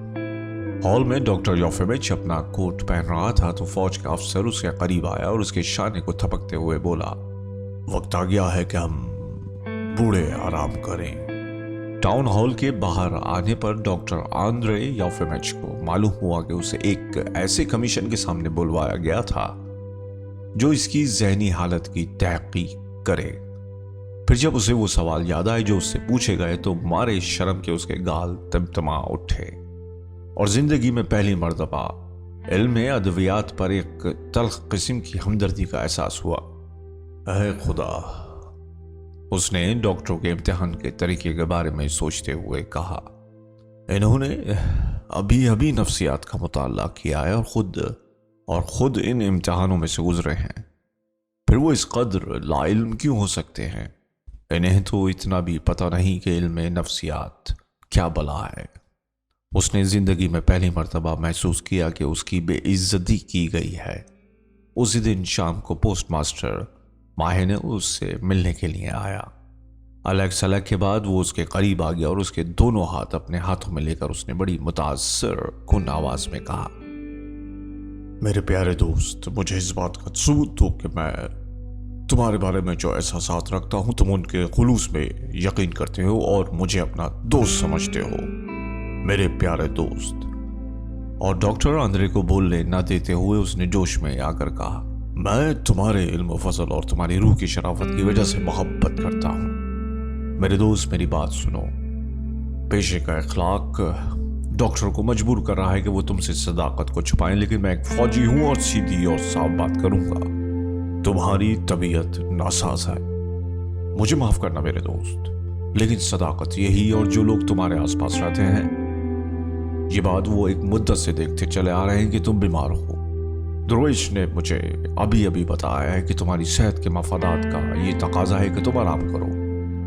एक सच्ची बात है, ये एक सच्ची बात है और बहुत अच्छी बात है। मैं चंद रोज की छुट्टी पर जा रहा हूं ताकि कुछ ताज़ा हवा खा सकूं। मुझे अपनी दोस्ती का सबूत दो और मेरे साथ चलो, हम शबाब को बहाल कर सकेंगे। मैं बिल्कुल तंदुरुस्त हूँ, डॉक्टर योफिमिच ने कहा। मैं तुम्हारे साथ नहीं जा सकता। मुझे किसी और बात से अपनी दोस्ती का सबूत देने दो। बिला सबब कहीं चले जाना, अपनी किताबों, डोरिया और बियर को छोड़ जाना, 20 साल से कायम अपने ढर्रे को तोड़ देना। पहले उसे एक मजनूनाना और मज़े का खेस ख्याल मालूम हुआ, फिर उसे वो बातें याद आईं जो उससे टाउन हॉल में कही गई थी। और घर आते हुए रास्ते में उसने किस कदर मायूसी महसूस की थी।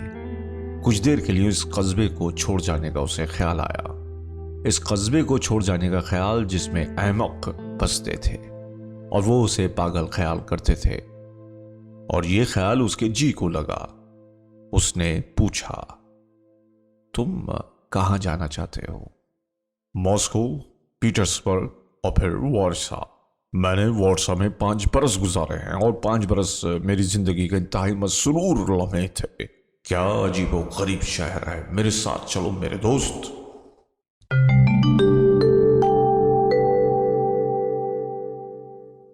बाब नंबर 13। एक हफ्ते के बाद डॉक्टर आंद्रे योफिमिच को आराम के लिए छुट्टी मिल गई। दूसरे लफ्जों में उससे मुतालिबा किया गया कि वो अपना इस्तीफा भिजवा दे, और उसने बड़ी बेफिक्री के साथ अपना इस्तीफा भेज दिया। और दूसरे हफ्ते वो करीबी रेलवे स्टेशन को जाने वाली गाड़ी में पोस्ट मास्टर माइनिल के साथ बैठा हुआ था। मौसम ठंडा और पुरसुकून था, आसमान नीला था, हवा शफाफ थी। उन्होंने 200 मील 2 दिन में तय किए और 2 रातों के लिए रास्ते में कयाम किया। अगर इनको गंदे गिलास में चाय पेश की जाती या घोड़ों को तेजी के साथ न जोता जाता तो माइनेल गुस्से के मारे सुर्ख हो जाता और सर से पांव तक कांपते हुए चिल्लाता, दलीलबाजी ना करो, खामोश रहो। और गाड़ी में बैठकर वो कॉकेसस और पोलैंड में अपने सफर का जिक्र करता। क्या क्या वाकयात इसके साथ गुजरे थे, किन किन लोगों से इसकी मुलाकात हुई थी। वो इतनी बुलंद आवाज में बातें करता कि हैरत से उसकी आंखें फटने लगती और कोई भी सोच सकता था कि वो झूठ बोल रहा है। इस पर तुर्रा ये था कि वो डॉक्टर योफिमिच के ऐन मुंह पर अपने सांस की पिचकारी मारता था और इसके कान के करीब मुंह ले जाकर जोर से हंसता था।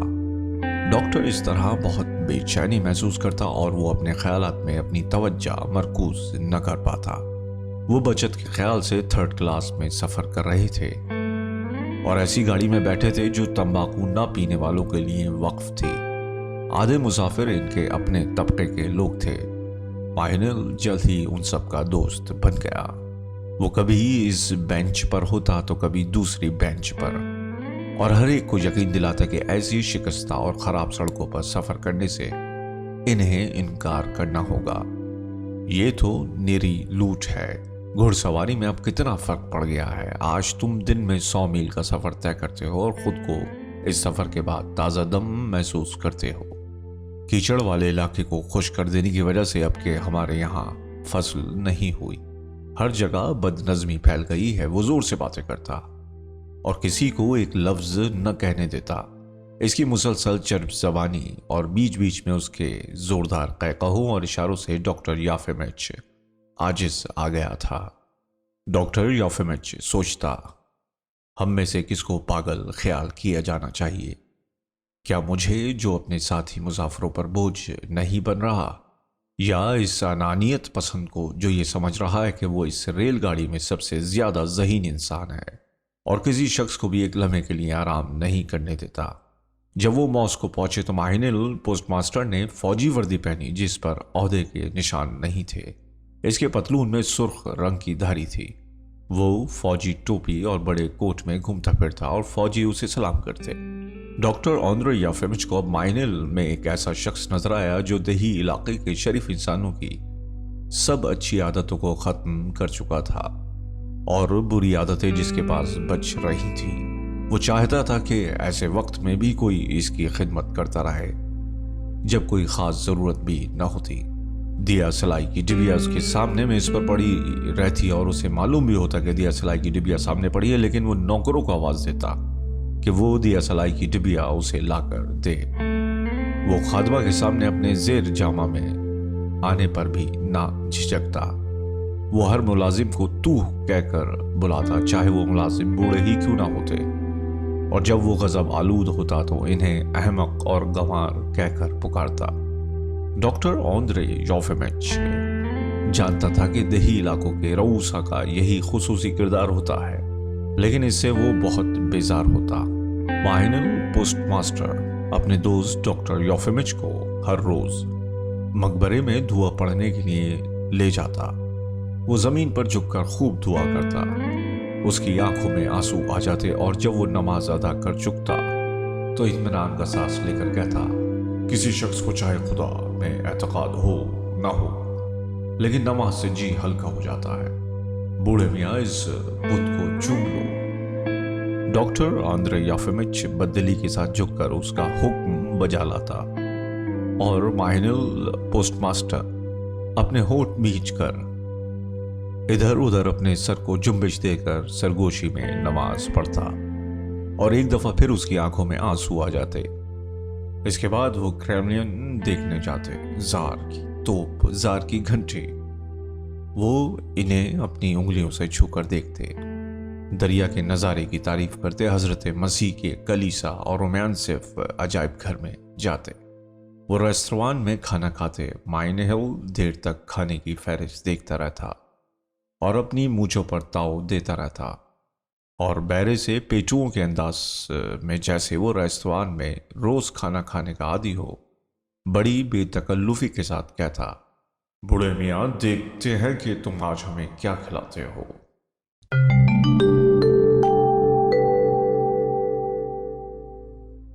बाब नंबर 14। डॉक्टर हर जगह जाता, हर चीज को देखता, खाता पीता, लेकिन माइनहिल की मैयत वो बड़ी कोफ्त महसूस करता। वो अपने दोस्त को हर घड़ी की मौजूदगी से तंग आ गया था। वो इससे बचने के लिए तड़प रहा था। वो छुपना चाहता था, लेकिन माइनहिल ये अपना फर्ज समझता था कि वो हर वक्त उसके साथ रहे और उसके लिए जुनून अंगेज तफरी मुहैया करे। ऑन्द्रे योफिमिच ने 2 दिन तक उसे बर्दाश्त किया, और तीसरे दिन उसने अपने दोस्त से कहा कि उसकी तबीयत अच्छी नहीं, और सारा दिन घर पर ही रहने की ख्वाहिश का इजहार किया। इसका दोस्त बोला कि ऐसी सूरत में वो भी घर पर ही रहेगा। उसने भी इस बात से इत्तेफाक किया कि इन्हें आराम की जरूरत है, नहीं तो वो बहुत थक जाएंगे।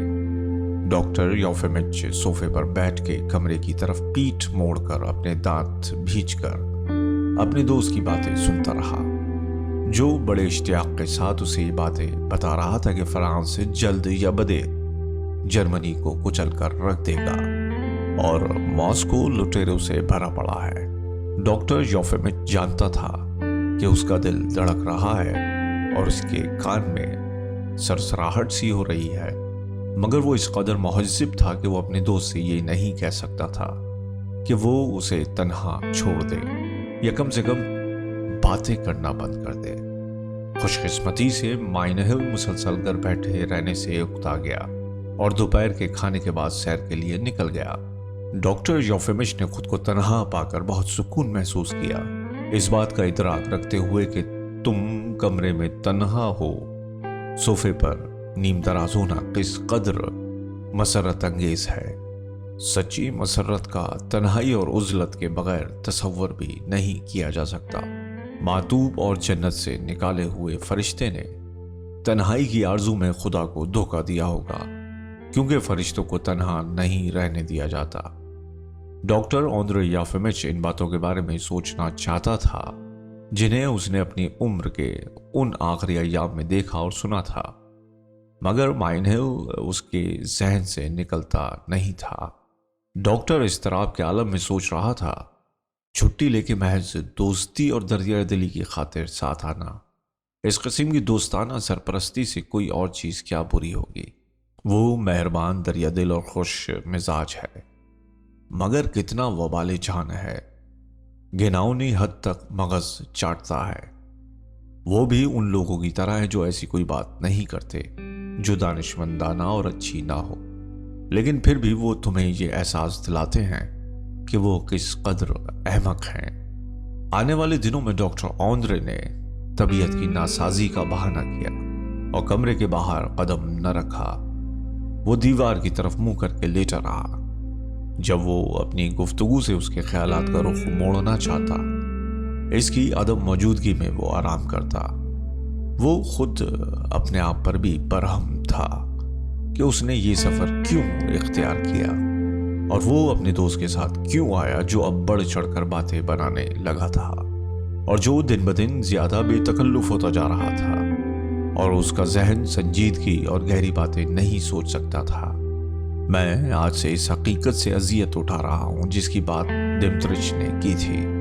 वो अपने आप पर झुंझलाते हुए बोला, क्योंकि वो हकीर बातों से बुलंद नहीं उठ सकता था। ये सब बकवास है। जब मैं घर लौटूंगा तो हालात फिर मामूल पर आ जाएंगे।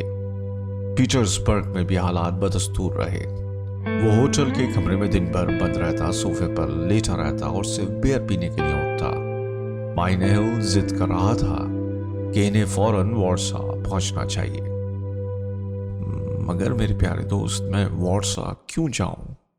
योफिमिच कहता, तुम मेरे बगैर भी जा सकते हो, मुझे घर जाने दो, खुदा के लिए मुझे घर जाने दो। हरगिज नहीं, माइनेल ने एहतजाज किया। निहायत दिलफरेब शहर है, मैंने वहां अपनी जिंदगी के मसरूर तरीन 5 साल गुजारे हैं। ऑन्द्रे योफिमिच बहुत कमजोर था कि मज़ाहमत कर सके और वो बड़बड़ाता हुआ अपने दोस्त के साथ वॉर्सा चला गया। यहां भी वो अपने कमरे में पड़ा रहता और अपने आप पर झुंझुलाता रहता। होटल के मुलाजिमों और अपने दोस्त पर बिगड़ता रहता, क्योंकि होटल के मुलाजिम रूसी जबान नहीं समझते थे। माइनेल जोश और वलवले के साथ शहर के बाजारों में चक्कर लगाता रहता और सुबह से शाम तक अपने पुराने दोस्तों के यहाँ रहता। बाज़ औक़ात वो रात भर बाहर रहता। एक दिन रात बाहर गुजारने के बाद वो घबराया हुआ होटल के कमरे में आया। उसका चेहरा सुर्ख हो रहा था, उसके बाल उलझे हुए थे। वो देर तक कमरे में टहलता रहा और ज़ेर लब कुछ बड़बड़ाता रहा और फिर यकबयक रुक कर बोला, इज्जत का सवाल है। कुछ देर तक कमरे में टहलने के बाद उसने दोनों हाथों में अपना सर थाम लिया और नहायत अफसरदा लहजे में कहा, इज्जत मुकद्दम चीज है। मैं इस ख्याल पर 100 लानत भेजता हूं जब मैंने यहां इस शहर में आने का कष्ट किया। और फिर डॉक्टर ऑन्द्रे योफिमिच की तरफ मुड़ते हुए बोला, मेरे प्यारे दोस्त, तुम चाहे मुझसे नफरत ही करो, मैं जुए में रुपया हार गया हूं, मुझे 500 रूबल दे दो। डॉक्टर योफिमिच ने उसे 500 रूबल गिनकर दे दिए और यह रकम उसने बड़ी खामोशी से अपने दोस्त के हवाले कर दी। माइनेल, जो अभी तक निदामत से सुर्ख था और अपने आप पर बरहम था, मुबहिम से कस्में खा रहा था, उसने अपने सर पर टोपी रखी और बाहर चला गया। 2 घंटों के बाद वो लौटा। वो एक आराम कुर्सी पर गिर गया। बुलंद आवाज में उसने आह की और बोला, मेरी इज्जत रह गई, आओ अब घर चलें दोस्त। मैं इस मजबूम शहर में 1 मिनट के लिए नहीं रहना चाहता। लुटेरे कहीं के, ऑस्ट्रिया के जासूस। नवंबर का महीना था जब दोनों दोस्त अपने सफर के बाद घर लौटे थे और सड़कों पर बर्फ जमी हुई थी। डॉक्टर खबुताफ डॉक्टर ऑन्द्रे योफिमिच की जगह पर बड़ा डॉक्टर मुकर्रर कर दिया गया था। डॉक्टर खबुताफ अब तक अपने पुराने कमरे में रहता था और इस इंतजार में था कि डॉक्टर ऑन्द्रे वापस आए और अस्पताल वाला मकान खाली कर दे। वो एक सीधी औरत है जिसे अपनी बावर्चन बताता था, अब अस्पताल के एक बाजू के कमरे में रहती थी। अस्पताल के बारे में कस्बे में नई और ताज़ा अफवाहें जोरों पर थीं। लोग कह रहे थे कि अस्पताल का इंस्पेक्टर इस सीधी सादी औरत से लड़ पड़ा था, लेकिन उसे घुटनों के बल झुककर उस औरत से माफी मांगनी पड़ी थी। वापसी के दिन ही डॉक्टर ऑन्द्रे को नया मकान ढूंढना पड़ा। मेरे प्यारे दोस्त, अगर मैं नादानी कर रहा हूं तो मुझे माफ कर दो, मगर मुझे इतना बता दो कि तुम्हारे पास कितना रुपया है। माइनेल पोस्टमास्टर ने पूछा। डॉक्टर ने नोट गिनते हुए कहा, सिर्फ 86 रूबल हैं। मेरा मतलब ये नहीं था, माइनेल ने कहा। वो डॉक्टर के जवाब पर घबरा गया था। मैं तो ये जानना चाहता हूं कि तुम्हारे पास कुल कितना रुपया है। मैं तुम्हें बता तो रहा हूं कि मेरे पास सिर्फ 86 रूबल हैं, फ़कत 86 रूबल। माइनहिल डॉक्टर को अगरचे एक ईमानदार और बुलंद ख्याल शख्स समझता था, लेकिन उसे पूरा यकीन था कि उसके पास कहीं न कहीं 20,000 रूबल थे। अब जब उसे पता चला कि डॉक्टर मुफलिस और कल्लाश है और जिंदा रहने के लिए उसके पास कोई जरिया नहीं, तो वो अपने दोस्त की गर्दन में बाहें हमाइल करके रोने लगा।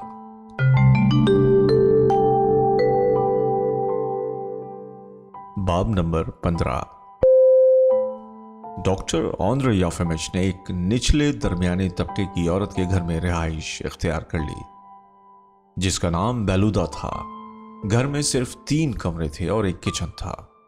2 कमरे जिनके दरवाजे सड़क की तरफ खुलते थे डॉक्टर और डोरिया को मिले। बेलूदा और उसके 3 बच्चे तीसरे कमरे पर काबिज थे। कभी कभी मकान की मालिकन का आशिक रात गुजारने के लिए आता था। वो एक शराबी था और अक्सर गज़ब-आलूद रहता था। डोरिया और बच्चों को बहुत खौफज़दा करता था। जब वो किचन में कुर्सी पर बैठकर वोडका का मुतालबा करता तो वो कमरे में बहुत तंग दिखाई देता था। डॉक्टर रोते हुए बच्चों को इज़राए हमदर्दी उठाकर अपने कमरे में ले आता, जमीन पर उनका बिस्तर लगा देता और इस बात से उसे बहुत इत्मीनान होता। वो हस्बे मामूल सुबह को 8 बजे उठता, चाय पीता और अपनी पुरानी किताबें और रिसाले पढ़ने के लिए बैठ जाता। नई किताबें खरीदने के लिए उसके पास रुपया नहीं था, शायद इसलिए कि इसकी किताबें पुरानी थी या शायद इसलिए कि माहौल तब्दील हो गया था। अब किताबें उस पर बेखुदी तारी न करती, उल्टा उसे थका देती। बेकार न रहने की खातिर वो अपनी किताबों की फहरिस्त तैयार करता, उनकी पुश्त पर लेबल चिपकाता और इस मेकानिकी मसरूफियत में उसे मुताले से ज़्यादा लुत्फ मिलता। ये बेकैफ और कड़ी मेहनत का काम एक अजीब तरीके से उसके ख्यालात को थपकी देकर सुला देता। वो काम करता रहता, उसका जहन खाली रहता और वक्त तेजी के साथ गुजर जाता। डोरिया के साथ किचन में आलू छीलने या गेहूं की छटाई में ज्यादा तफरी महसूस करता। सनीचर और इतवार को वो गिरजाघर जाता, दीवार का सहारा लेकर और आंखें बंद करके वो गिरजाघर के मौसीकारों पर कान लगाए रखता और उसे अपने माँ बाप का और यूनिवर्सिटी का ख्याल आता। मुख्तलिफ मज़ाहिब के बारे में सोचता और कुछ लम्हों के लिए उसे आराम मिलता। और जब वो गिरजाघर के बाहर आता तो उसे अफसोस होता कि गिरजा की नमाज इस कदर जल्द क्यों ख़त्म हो गई। दिन में 2-3 दफ़ा वो आइवान दिमत्रिच से बातें करने के लिए अस्पताल जाता। दोनों वक्त वो आइवान दिमत्रिच को गैर मामूली जोश व खरोश और गैस के आलम में पाता। आइवान दिमत्रिच इल्तिजा करता कि उसे तन्हा छोड़ दिया जाए। वो खाली खोली गप बाजी से तंग आ चुका है और जिस कदर इसने तकलीफ उठाई है इसके एवज में वो मातूब और कमीने लोगों से सिर्फ एक ही सिला चाहता है कि उसे तन्हा छोड़ दिया जाए। क्या इसकी ये इल्तिजा भी पूरी नहीं की जाएगी? दोनों वक्त जब डॉक्टर ऑन्द्रे उससे रुखसत होता और शब बखैर कहता तो आइवान दिमत्रिच चिल्लाता, जहन्नुम में जाओ। ऑन्द्रे ये फैसला करता कि उसे उसके पास फिर आना चाहिए कि नहीं। हालांकि वो दिल से चाहता था कि उसके पास फिर आए। बीते हुए दिनों में डॉक्टर ऑन्द्रे योफिमिच दोपहर के खाने के बाद कमरे में चहलकदमी और सोचने में गुजारता, लेकिन अब वो दीवार की तरफ मुंह करके सोफे पर लेटा रहता और चाय का वक्त हो जाता था और वो मामूली किस्म के ख्यालात सोचता रहता जिन्हें वो झटक न सकता था। वो इस बात पर भी खौफजदा होता कि 20 साल की मुलाजिमत के बाद उसे ना कोई पेंशन दी गई ना इमदाद। ये ठीक है कि वो ये नहीं ख्याल करता कि उसका काम ईमानदाराना था, लेकिन पहले जितने आदमियों ने ये खिदमत की थी उन्हें पेंशन मिली थी, चाहे वो ईमानदार थे या नहीं थे। अदल व इंसाफ का जदीद तसव्वुर इस हकीकत पर मुश्तमिल था कि ओहदे, तमगे और पेंशन इखलाकी सिफात के लिए या काबिलियत के लिए नहीं दी जाती थी, बल्कि मुलाजमत की मुद्दत के लिए दी जाती थी, चाहे वो मुलाजिमत कैसी भी क्यों ना हो। मगर इसको इससे क्यों मुस्तस्ना रखा गया? अब इसके पास रुपया नहीं था। अब इसे दुकान के सामने से और दुकानदार के साथ आंख मिलाने में शर्म आती थी। उसे बेयर के लिए 32 रूबल देना था। वो मकान की मालकन बेलुआ का भी मकरूज था। डोरिया ने खुफिया तौर पर उसके पुराने सूट और किताबें बेच दी थी और मकान की मालिकन को ये झांसा दिया था कि डॉक्टर को जल्द ही एक बहुत बड़ी रकम मिलने वाली है। उसे अफसोस हो रहा था और अपने ऊपर गुस्सा आ रहा था कि उसने सफ़र पर 1000 रुबैल खर्च कर दिए थे और ये 1000 रुबैल उसकी सारी उम्र की कमाई थी। वो 1000 रुबैल अब कितने काम आते। वो इस बात पर भी जी में बल खाता था कि उसे तन्हा नहीं रहने दिया जाता था। डॉक्टर खाबुतोफ अपना ये फर्ज समझता था कि अपने बीमार साथी के यहाँ जरूर आए। ऑन्द्रे योफिमिच को डॉक्टर खाबुतोफ के हर बात से घिन आती थी। उसकी अच्छी ग़िज़ा पर पली हुई सूरत, बुरी परवरिश पाया हुआ उसका मुल्तफित लहजा, साथी कहकर बुलाने का उसका अंदाज, उसके घुटनों तक ऊंचे बूट, ये सब बातें डॉक्टर याफिमिच को बरहम कर देती। और सबसे ज़्यादा जो बात बरहम कुन थी वो ये थी कि डॉक्टर खाबुतोफ याफिमिच की खबरगिरी को अपना फ़र्ज ख्याल करता था और सोचता था कि वो इसका वाकई इलाज कर रहा है। जब भी वो आता डॉक्टर खाबुतोफ अपने साथ पोटेशियम ब्रोमाइड की शीशी और भूरे रंग का सफूफ लाता। माइनेहिल पोस्टमास्टर भी इस बात को फ़र्ज ख्याल करता कि वो अपने दोस्त के पास उसके दिल बहलावे की खातिर आए। वो डॉक्टर के कमरे में बड़ी बेतकल्लुफ़ी के साथ दाखिल होता और ज़बरदस्ती की मसरत और शगुफ्तगी का इजहार करता। डॉक्टर योफिमिच तो बार बार यकीन दिलाता कि पहले से उसकी हालत अच्छी है और खुदा का शुक्र है कि उसका दोस्त अच्छा हो रहा है, जिसका मतलब था कि उसके दोस्त की हालत नाकाबिल इलाज है। वार्सा में उसने जो रुपया कर्ज लिया था वो उसने अभी तक अदा नहीं किया था और निदामत के बोझ दले वो बुलंद कहकहे सर करता और नहायत ही मज़हका खेज कहानियाँ सुनाता। इसकी मज़हका खेज कहानियाँ और इसकी गुफ्तगू अब ऐसी होती कि ख़त्म होने में ना आती और ख़ुद इसके अपने लिए और डॉक्टर योफिमिच के लिए अजियतनाक होती। जब भी वो आता डॉक्टर योफिमिच आमतौर पर उसकी तरफ पीठ मोड़कर सोफे पर लेट जाता। वो उसकी बातें सुनता और दांत कटकटाता रहता। उसे ऐसा महसूस होता था कि जैसे उसकी रूह पर फफूंदी की दबीज तह जम रही है और जब भी उसका ये दोस्त उसके यहाँ आता तो फफूंदी की ये तहें बुलंद से बुलंदतर होती जाती, हत्ता कि उसका दम घुटने लगता। इन अदना एहसासात को कुचलने के लिए वो खुद को ये सोचने पर मजबूर करता कि जल्दी या बदेर वो खुद डॉक्टर खाबुतोफ और माइनेहिल अपने पीछे नक्शे पा छोड़ते बगैर मिट जाएंगे। और अगर कोई ये तसव्वुर कर सके कि कोई रूह आज से 10 लाख साल बाद खला में उड़ती हुई ज़मीन के पास से गुजरेगी तो उसे सिर्फ मिट्टी और नंगी चट्टानें ही दिखाई देंगी। सकाफत, इखलाकी कवानीन, सब चीज़ें फना हो जाएंगी और घास की एक पत्ती तक नहीं उगेगी। इसलिए उसकी कोफ्त दुकानदार के सामने निदामत का एहसास और यह हकीर खाबुतोफ माइनेहिल की तकलीफ दे दोस्ती की हकीकत ही क्या थी, हकीर सी बातें नहीं। इस किस्म का गौर व फिक्र अब उसकी तसल्ली नहीं कर पाता था। ऐन उस लम्हे जब वो आज से 10 लाख साल बाद जमीन का नक्शा अपनी आंखों के सामने लाता, खाबुतोफ अपने ऊंचे बूट में किसी चट्टान के पीछे से हंसता हुआ नमूदार होता। माइनेहिल कहकहे सर करता हुआ दिखाई देता। वो हैरत ज़दा सरगोशी भी सुनता। जहां तक वारसा के कर्ज का ताल्लुक है मेरे दोस्त, मैं चंद दिनों में अदा कर दूंगा, वाकई मैं अदा कर दूंगा।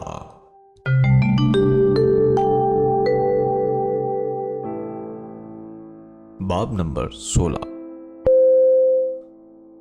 एक रोज माइनेहिल दोपहर को डॉक्टर योफिमिच से मिलने आया। जब वो सोफे पर दराज था, खाबुतोफ भी ऐन उसी वक्त पोटेशियम ब्रोमाइड की शीशी लेकर आया। डॉक्टर योफिमिच ने कोशिश करके अपने आप को सोफे पर बैठने के इस अंदाज में उठाया और सोफे की पुश्त पर बाजू के सहारे से टेक लगा दी। मेरे दोस्त, माइनेहिल ने बात का आगाज किया, तुम कल से ज्यादा बेहतर दिखाई देते हो, बहुत ही बेहतर, कतई बेहतर दिखाई देते हो। मेरे साथी, अब वक्त आ गया है कि तुम मुकम्मल तौर पर अच्छे हो जाओ, खाबुतोफ ने जमाई लेते हुए कहा। तुम खुद इस बीमारी से उगता चुके हो। हाँ, हाँ हाँ, हम सब बहुत जल्द अच्छी तरह सेहतयाब हो जाएंगे। माइनहिल ने मसरत से कहा, तुम देखना हम मजीद 100 साल तक जिंदा रहेंगे। खैर 100 साल की बात तो मैं नहीं जानता, लेकिन डॉक्टर याफेमिच 20 साल तो जिंदा रह सकते हैं। मेरे साथ ही हौसला रखो, हिम्मत करो। माइनहिल ने कहा लगाते हुए कहा, हम बता देंगे कि हम किस मिट्टी के बने हुए हैं। अगले मौसम गर्मा में अगर खुदा ने चाहा तो हम कॉकस की सैर करेंगे, पहाड़ियों पर घोड़े दौड़ाएंगे, हिप टिप। और जब हम कॉकस से वापस आएंगे, कौन जानता है कि हम शादी ही कर लें। माइनहिल ने अपनी आंख जरा दबाते हुए कहा, डॉक्टर याफेमिच, हम तुम्हारी शादी कर देंगे। हाँ, हमें कौन रोक सकेगा। डॉक्टर याफेमिच ने अपने हल्क में एक फांसी महसूस की। इसका दिल जोर जोर से धड़कने लगा। कितनी बेहुदा बातें कर रहे हो, उसने दफातन उठते हुए कहा और खिड़की की तरफ बढ़ा। क्या तुम्हें नजर नहीं आता कि तुम कितने गलीज हो। वो नरमी और मुलायमियत के साथ बात करना चाहता था, लेकिन अपने इरादे के बावजूद उसने अपने दोनों हाथों की मुट्ठियां अपने सर के ऊपर बांधकर और अपना पूरा जोर लगाकर कहा, मुझे तन्हा छोड़ दो। डॉक्टर याफेमिच का चेहरा गुस्से से अंगारा बना हुआ था। तुम दोनों निकल जाओ यहां से, भाग जाओ। माइनहिल और खाबुतोफ दोनों उठे और उसकी तरफ घूर के देखने लगे, पहले तो परेशानी के आलम में और फिर इस्तिराब के साथ। तुम दोनों निकल जाओ यहां से, डॉक्टर याफेमिच चिल्लाता रहा। अहमक, बेवकूफ, मुझे तुम्हारी दोस्ती की जरूरत है, मुझे तुम्हारी दवा नहीं चाहिए। अहमक, कलीस, मुताफिर। एक दूसरे से हैरत में आंखें चार करते हुए खाबुतौफ और माइनहिल ने दरवाजे की तरफ मुड़े और ड्यूटी में आए। डॉक्टर याफेमिच ने पोटेशियम ब्रोमाइड की शीशी उठा ली और जोर से उनकी तरफ पीछे फेंक दी। शीशी दहलीज से टकराकर चूर चूर हो गई। जहन्नुम में जाओ, डॉक्टर याफेमिच ने सिसकियां लेते हुए कहा। वो ड्यूटी में उनके पीछे भागा और बोला, जहन्नुम में जाओ। जब डॉक्टर याफेमिच के मेहमान जा चुके तो डॉक्टर गुस्से से कांपता हुआ सोफे पर आ लेटा और बार बार ये अल्फाज दोहराता रहा, अहमक, बेवकूफ, गलीज। और जब वो जरा पुरसुकून हुआ तो उसने फौरन सोचा कि माइनहिल को किस कदर तकलीफ हो रही होगी। ये सारी बात किस कदर हिरास अंगेज और अजियतनाक थी। इसके साथ इससे पहले कभी यह हादसा नहीं गुजरा था। इसकी अक्ल और मौक़ा-शनासी को क्या हो गया था। इसकी मुफाहिमत, फहम इदराक और फलसफियाती बेनियाजी कहाँ चली गई थी। डॉक्टर निदामत के मारे रात भर न सो सका। वो अपने आप पर झुंझलाता रहा और सुबह को 10 बजे के करीब वो पोस्टमास्टर माइनहिल से माफ़ी मांगने के लिए डाकखाने गया। अब हमें उस वाक़े को भूल जाना चाहिए जो गुजर चुका है, माइनहिल ने बेहद मुतासिर होते हुए सर्द आह भरते हुए अपने दोस्त का हाथ गर्मजोशी से दबाते हुए कहा। जो हुआ सो हुआ। वो इतना बुलंद आवाज में बोला कि डाकखाने के क्लर्क और वहां काम की गर्ज से आए हुए लोग चौंक पड़े। कुर्सी लाओ। और क्या तुम इंतजार नहीं कर सकती? वो एक गरीब औरत से मुखातिब होकर चिल्लाया, जो सलाखों में से रजिस्ट्री के लिए खत आगे बढ़ा रही थी। तुम देखती नहीं हो कि मैं मसरूफ हूं मेरे दोस्त। जो हुआ सो हुआ। और फिर उसने पुरशफ़क़त लहजे में डॉक्टर याफेमिच की तरफ मुड़ते हुए कहा, मेरे अजीज दोस्त बैठ जाओ, मैं इल्तिजा करता हूं। 1 मिनट के लिए पोस्टमास्टर अपने घुटनों को हाथ से रगड़ता रहा और फिर बोला, मैं एक लम्हे के लिए भी तुम पर नाराज नहीं हुआ था। मैं जानता हूं कि बीमारी में क्या हालत हो जाती है। मैं और डॉक्टर कल तुम्हारी बरहमी पर बहुत खौफजदा हो गए थे और हम दोनों देर तक बातें करते रहे। मेरे अजीज तरीन दोस्त, तुम अपनी बीमारी पर ध्यान क्यों नहीं देते? सच्ची बात तो यह है कि तुम्हें इस तरह अपनी जिंदगी को जारी नहीं रखना चाहिए। दोस्त होने की हैसियत से मेरी साफ गोई को माफ करना। माइनहिल ने अपनी आवाज को सरगोशी की हद तक नीचे करते हुए कहा, तुम इंतहाई नापसंदीदा माहौल में रहते हो। वो जगह बहुत तंग है, हर तरफ गलाजत बिखरी हुई है, कोई एहतियात नहीं करता, वहां इलाज भी नहीं हो सकता। मेरे दोस्त, میں اور ڈاکٹر خابودوف تم سے التجا کرتے ہیں کہ تم اسپتال میں داخل ہو جاؤ. وہاں اچھی غذا ملے گی, تمہاری خبر گیری ہو جائے گی اور تمہارے مرض کا علاج ہوگا. یہ آپس کی بات ہے. ڈاکٹر خابودوف ایک ہوشیار ڈاکٹر ہے اور اس پر اعتماد کیا جا سکتا ہے. اس نے وعدہ کیا کہ وہ تمہاری دیکھ بھال کرے گا. ڈاکٹر یوفیمچ پر اس دلی لگاؤ سے اور پوسٹ ماسٹر کے رخساروں پر بیک وقت آنسوؤں کی چمک اٹھنے سے بہت متاثر ہوا. ڈاکٹر یوفیمچ نے سرگوشی کے انداز میں اپنے دل پر ہاتھ رکھتے ہوئے کہا, میرے پیارے معزز دوست, تم ان کی باتوں کا یقین نہ کرو, ان کا بالکل یقین نہ کرو. وہ جھوٹ بول رہے ہیں. میرا صرف یہی قصور ہے کہ 20 برس کے اندر اس قصبے میں میری صرف ایک ہی سمجھدار آدمی سے ملاقات ہوئی ہے, اور وہ سمجھدار آدمی پاگل ہے. میں قطعاً بیمار نہیں ہوں, میں صرف کچھ غرض پرستوں کے جال میں پھنس گیا ہوں, اور میرے لیے اس سے نکلنے کا کوئی راستہ نہیں ہے. میں کسی بات کی پرواہ نہیں کرتا, تم جو چاہو کرو. تو میرے پیارے دوست, تم اسپتال چلو. مجھے اب اس بات کی ذرہ برابر پرواہ نہیں کہ میں کہاں جاتا ہوں, اور اگر تم چاہو تو مجھے زندہ دفن کر سکتے ہو. مجھ سے وعدہ کرو کہ تم ڈاکٹر خابودوف کی ہر ایک بات مانو گے.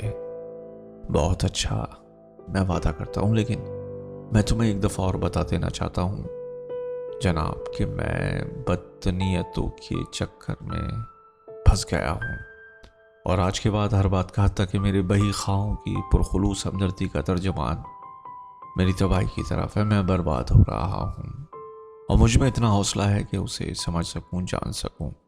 وہاں جا کر تم اچھے ہو جاؤ گے میاں. ایسی باتیں کرنے سے کیا فائدہ, ڈاکٹر یوفیمچ نے کہا. ہر شخص کو اپنی زندگی کے آخری ایام میں ان باتوں سے گزرنا پڑتا ہے. چاہے تم سے یہ کہا جائے کہ تمہارے گردے ٹھیک حالت میں نہیں ہیں, چاہے تمہیں یہ بتایا جائے کہ تمہارا دل کمزور پڑ چکا ہے, اس لیے تم دوا پیو, یا پھر وہ یہ کہیں گے کہ تم پاگل ہو یا مجرم. یعنی جو ہی لوگوں کی توجہ تم پر مرکوز ہو جاتی ہے تو اس وقت تمہیں یقین ہو جانا چاہیے کہ تم برائی کے چکر میں پھنس چکے ہو, اور اس سے مفر ممکن نہیں. اگر تم اس سے نکلنے کی کوشش کرتے ہو تو اس میں اور زیادہ دھنستے چلے جاتے ہو, اور اس لیے کوشش ترک کر دینا ہی اچھا ہوتا ہے, کیونکہ انسانی طاقت تمہیں بچا نہیں سکتی. خیر, میری تو یہی رائے ہے. اسی اسنا میں کاؤنٹر کی دوسری طرف ایک بھیڑ جمع ہو گئی. ان کو زیادہ دیر تک انتظار نہ کرواتے ہوئے آندرے یوفیمچ وہاں سے اٹھ کھڑا ہوا اور پوسٹ ماسٹر سے الوداع کہنے لگا. مائنہل نے اس سے اس کا وعدہ دوبارہ پختہ کرا دیا اور دروازے تک اسے چھوڑنے آیا. اسی شام کو خلاف توقع خابودوف بھی اس سے ملنے آیا. اس نے بھیڑ کی کھال کا کوٹ اور گھٹنوں تک کے بوٹ پہن رکھے تھے. وہ اس انداز میں بولا جیسے کچھ ہوا ہی نہیں تھا. میرے ساتھی, میں ایک کام کی غرض سے تمہارے پاس آیا ہوں. میں چاہتا ہوں کہ تم ایک مباحثے میں میرے ساتھ شریک ہو. کیا چلو گے؟ یہ سوچتے ہوئے کہ خابودوف اسے سیر کے لیے یا اسے کچھ روپیہ کمانے کا موقع دینے کے لیے لے جانا چاہتا ہے, یوفیمچ نے کوٹ اور ٹوپی پہننا شروع کر دی اور اس کے ساتھ باہر نکل گیا. وہ یہ موقع پا کر خوش تھا کہ وہ اپنی کل کی غلطی کا ازالہ کر سکے گا, اور وہ خابودوف کا ممنون تھا کہ اس نے کل کے واقعے کے بارے میں ایک لفظ بھی نہیں کہا تھا. ظاہر تھا کہ وہ اس کے جذبات کو ٹھیس نہیں لگانا چاہتا تھا. یوفیمچ حیران تھا کہ اتنے ناشائستہ آدمی میں بھی اتنی سمجھ کیسے موجود ہے. آپ کا مریض کہاں ہے؟ یوفیمچ نے پوچھا. اسپتال میں.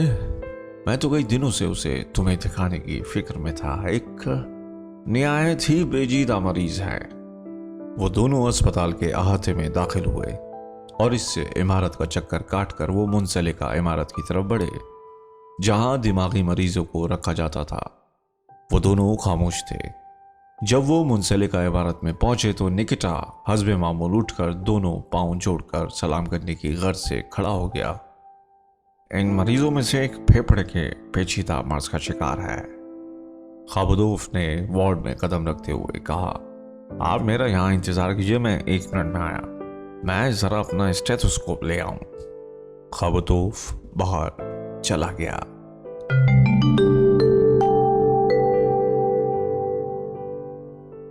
बाब नंबर 17। अंधेरा फैल रहा था। आइवान दिमत्रिच अपने पलंग पर लेटा हुआ था। उसका चेहरा तकिए में धंसा हुआ था। फॉलिज ज़दा शख्स बेहिस्सो हरकत बैठा था और अपने होंठ हिलाते हुए रो रहा था। मोटा किसान और साबिका डाकिया सो रहे थे। कमरे में सुकूत था। डॉक्टर योफिमिच आइवान दिमत्रिच के पलंग के किनारे पर बैठ गया। आधा घंटा गुजर गया और खबतोफ के बजाय निकिटा वार्ड में दाखिल हुआ और अपने साथ शबखाबी का लिबास और जेर जामा लाया। उसने बगल में स्लीपर दबाए रखे थे। हुजूर, आप कपड़े तब्दील कर लीजिए, उसने आहिस्ता से कहा। यह रहा आपका पलंग। उसने खाली पलंग की तरफ इशारा किया जो अभी अभी कमरे में लाया गया था। आप जल्द तंदुरुस्त हो जाएंगे, घबराइए नहीं, खुदा की मर्जी शामिल हाल रही तो आप जल्द अच्छे हो जाएंगे। ऑन्द्रे योफिमिच सब कुछ समझ गया। एक लफ्ज कहे बगैर वो उस पलंग की तरफ बढ़ा जिसकी समत निकिटा ने इशारा किया था और उस पर बैठ गया। और फिर ये सोचते हुए कि निकिटा उसका मुंतजिर है, उसने अपने कपड़े उतार लिए और अस्पताल के कपड़े पहनने लगा। जेर जामा बहुत तंग था और कमीज बहुत लंबी थी और चुगे में से मछली की बू आ रही थी। खुदा ने चाहा तो आप बहुत जल्द तंदुरुस्त हो जाएंगे, निकिटा ने कहा और वो ऑन्द्रे योफिमिच के कपड़े लेकर बाहर चला गया और अपने पीछे का दरवाजा बंद कर गया। क्या फर्क पड़ता है, योफिमिच सोचने लगा और शर्माते हुए अपने गिर्द अपना चुगा लपेटने लगा। क्या फर्क पड़ता है, लंबा कोट हो, वर्दी हो या ये चुगा हो। लेकिन इसकी घड़ी कहाँ गई, इसकी नोटबुक कहाँ गई, इसके सिगरेट कहाँ गए, निकिटा इसके कपड़े कहाँ ले गया। वो शायद अब उम्र भर पतलून कोट और बूट नहीं पहन सकेगा। ये सब बातें पहले पहल अजीब और नाकाबिले फहम मालूम होती हैं। ऑन्द्रे योफिमिच को अभी तक इस बात पर यकीन था कि मकान की मालिकन बेलुआ और वार्ड नंबर 6 में कोई फर्क नहीं था, यानी कि दुनिया में हर चीज बकवास है, खुदनुमाई की खुदनुमाई है। इसके बावजूद इसके हाथ कांप रहे थे और इसके पांव सर्द पड़ गए थे और इस ख्याल से कि आइवान दिमत्रिच जागेगा और उसे अस्पताल में पाएगा, उसका दिल बैठ रहा था। वो उठा, उसने चहलकदमी की और फिर पलंग पर बैठ गया। आधा घंटा गुजर गया, 1 घंटा गुजर गया और वो वहां बैठे बैठे उकता गया। क्या ये मुमकिन था कि इन लोगों की तरह वो पूरा 1 दिन, 1 हफ्ता या 1 साल बसर कर सके। खैर, वो कुछ देर तक तो बैठा ही रहा, फिर उठकर टहलने लगा, फिर बैठ गया। वो खिड़की के करीब जाकर बाहर देख सकता था। वो कमरे में चहलकदमी करता और फिर बैठ जाता। अब इसके बाद क्या होगा? क्या वो एक बुत की तरह यूं ही बैठा रहेगा? नहीं नहीं, ऐसा करना नामुमकिन है। योफिमिच लेट गया, लेकिन जल्द ही उठ बैठा। उसने आस्तीन से अपने अबरू का पसीना पोंछा और ऐसा करते हुए ऐसा महसूस हुआ जैसे उसके चेहरे से मछली की बू आ रही थी। जरूर गलत फहमी हुई है, उसने घबराहट में अपने बाजू हिलाते हुए कहा। मुझे इनसे बात करनी चाहिए, ये वाकई गलत फहमी है। ऐन उसी वक्त आइवान दिमत्रिच बेदार हुआ। वो अपनी हथेलियों पर अपना रुखसार रखकर बैठ गया। उसने फर्श पर थूका, फिर उसने बड़े आराम के साथ डॉक्टर की तरफ देखा। पहले तो बात उसकी समझ में न आई, लेकिन दूसरे लम्हे उसके गुनूदगी आलूद चेहरे पर कामयाबी की रोशनी फैल गई। उसका लहजा संग दिलाना हो गया। क्यों बूढ़े मियाँ, तुम भी इनके चुंगल में आ गए ना? इसकी आवाज नींद की वजह से बैठी हुई थी। एक आंख भी उसकी पूरी तरह खुली नहीं थी। तुम्हें यहां देखकर बहुत खुशी हुई। तुम दूसरों का खून चूसते थे, अब तुम्हारा खून चूसा जाएगा। बहुत अच्छा हुआ। इन्हें जरूर कोई गलत फहमी हुई है, योफिमिच बड़बड़ाया। वो दिमत्रिच के लहजे की वजह से बहुत खौफजदा हो गया था। उसने अपने कंधे झटके और बोला, जरूर कोई गलत फहमी हुई है। आइवान दिमत्रिच ने फिर थूका और लेट गया। زندگی کس قدر مذموم ہے، اس نے شکوہ کیا، اور جو چیز اس زندگی کو اس قدر ذلیل و متعفن بناتی ہے یہ ہے کہ یہ جلد ختم ہو جائے گی، تکلیف کے صلے میں نہیں بلکہ موت کی آمد پر ختم ہو جاتی ہے۔ ایک دو نوکر آئیں گے، بازوؤں سے لاش کو پیڑ کے تنے کی طرح اٹھا لیں گے اور تہہ خانے میں لے جائیں گے۔ خیر پرواہ نہ کرو، دنیا میں ہمارا زمانہ بھی آئے گا، میں بھوت بن کر لوٹوں گا اور انہیں اتنا ڈراؤں گا کہ ان کے بال سفید ہو جائیں گے۔ عین اسی وقت موسیٰ واپس آیا، اس نے ڈاکٹر کو وہاں دیکھ کر اپنا ہاتھ پھیلا دیا اور بولا، مجھے ایک پیسہ دے دو۔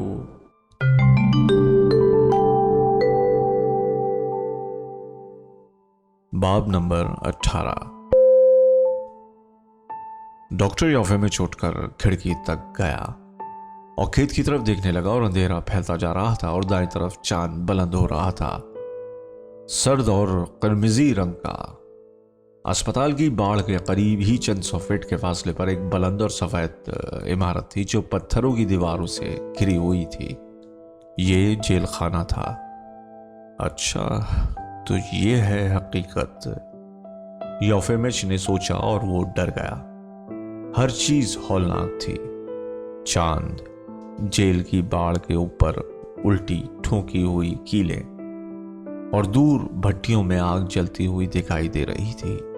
اس کی پیٹھ کے پیچھے کسی نے سرد آہ بھری۔ یوفیمچ نے مڑ کر دیکھا، یہ ایک ایسا شخص تھا جس نے سینے پر تمغہ لگا رکھا تھا۔ یہ آدمی مسکرا رہا تھا اور بڑے غلیظ انداز میں آنکھ دبا رہا تھا۔ یہ بات بھی کس قدر ہولناک تھی۔ یوفیمچ نے اپنے آپ سے یہ کہنے کی کوشش کی کہ چاند یا جیل خانے کی عمارت میں کوئی بات خلاف معمول نہیں تھی، اور جو لوگ دماغی طور پر تندرست و توانا ہیں وہ تمغے پہنتے ہیں، اور ان قریب وقت آئے گا جب ہر چیز گل سڑ جائے گی اور مٹی میں تبدیل ہو جائے گی۔ لیکن جلد ہی اس پر مایوسی مسلط ہو گئی، اور دونوں ہاتھوں سے اس نے کھڑکی کی سلاخوں کو پکڑ کر انہیں ہلانے کی کوشش کی، لیکن وہ سلاخیں بہت مضبوط تھیں، اپنی جگہ سے ٹس سے مس نہ ہوئیں۔ اور پھر اپنے خوف کو جھٹکنے کی کوشش میں وہ ایوان دمترش تک چل کر آیا اور اس کے پلنگ پر بیٹھ گیا۔ میں حوصلہ ہار چکا ہوں میرے دوست، اس نے اپنے ابرو سے سرد پسینہ پوچھتے ہوئے کہا۔ میری ہمت جواب دے چکی ہے، کوئی فلسفے کی بات کرو، ایوان دمترچ نے حقارت کے ساتھ کہا۔ اوہ میرے خدا، ایک دن تم یہ خیال پیش کر کے بہت خوش ہوئے تھے کہ روس میں چونکہ فلسفے کا اپنا کوئی اسکول نہیں، اس لیے ہر شخص فلسفہ جھاڑتا ہے، حتیٰ کہ عام آدمی بھی۔ لیکن عام آدمی کا فلسفہ کسی کو کیا نقصان پہنچاتا ہے؟ یا فیمچ کی آواز سے ایسا معلوم ہوتا تھا کہ جیسے وہ ابھی رو پڑے گا، یا پھر وہ اپنی آواز سے اپنے کمرے کے ساتھی کے دل میں ہمدردی کا جذبہ پیدا کرنا چاہتا تھا۔ تم اتنی تلخی سے کیوں کام لے رہے ہو میرے دوست؟ عام آدمی کے لیے اب فلسفہ جھاڑنے کے سوا اور کوئی کام رہا ہی کیا ہے؟ جب اسے اطمینان نصیب ہی نہیں ہوتا تو وہ اور کیا کرے؟ ایک ذہین، پڑھے لکھے، مغرور اور خود مختار شخص کے لیے ایک غلیظ اور چھوٹے قصبے میں ڈاکٹر بنانے کے سوا دوسرا راستہ ہی کیا ہے کہ وہ عمر بھر شراب پیے اور کھائے؟ یہ مجمع بازی، یہ تنگ دلی، یہ بےہودگی، اوہ میرے خدایا، تم بکواس کر رہے ہو۔ اگر تم ڈاکٹر بننا پسند نہیں کرتے تو تم حکومت کے وزیر کیوں نہ بن گئے؟ نہیں، کچھ بھی نہیں، کوئی کچھ نہیں کر سکتا، ہم سب کمزور ہیں میرے دوست۔ میں خیر طرفدار تھا، میں بڑی شگفتگی اور ہوش آواز کے ساتھ دلیل آرائی کیا کرتا تھا، لیکن جو ہی میں زندگی کے کرخت جھٹکے محسوس کرتا ہوں میرا حوصلہ پست ہو جاتا ہے۔ ہم سب کمزور ہیں، ہم بے بس ہیں، تم بھی میرے دوست کمزور ہو۔ تم ایک ذہین اور بلند خیال شخص ہو، تمہیں اپنے ماں کے دودھ سے مقدس اور پاکیزہ امنگیں حاصل ہو، لیکن تم نے ابھی بمشکل زندگی کا آغاز کیا تھا کہ تم تھک گئے اور بیمار پڑ گئے۔ اس لیے میں کہتا ہوں کہ ہم سب کمزور ہیں، بہت ہی کمزور۔ اس کے خوف اور رسوائی کے احساس کے علاوہ اصرار کے ساتھ تو کوئی چیز تاریکی کے پھیلتے ہی یوفیمچ کے دل میں کچھوکے لگانے لگی۔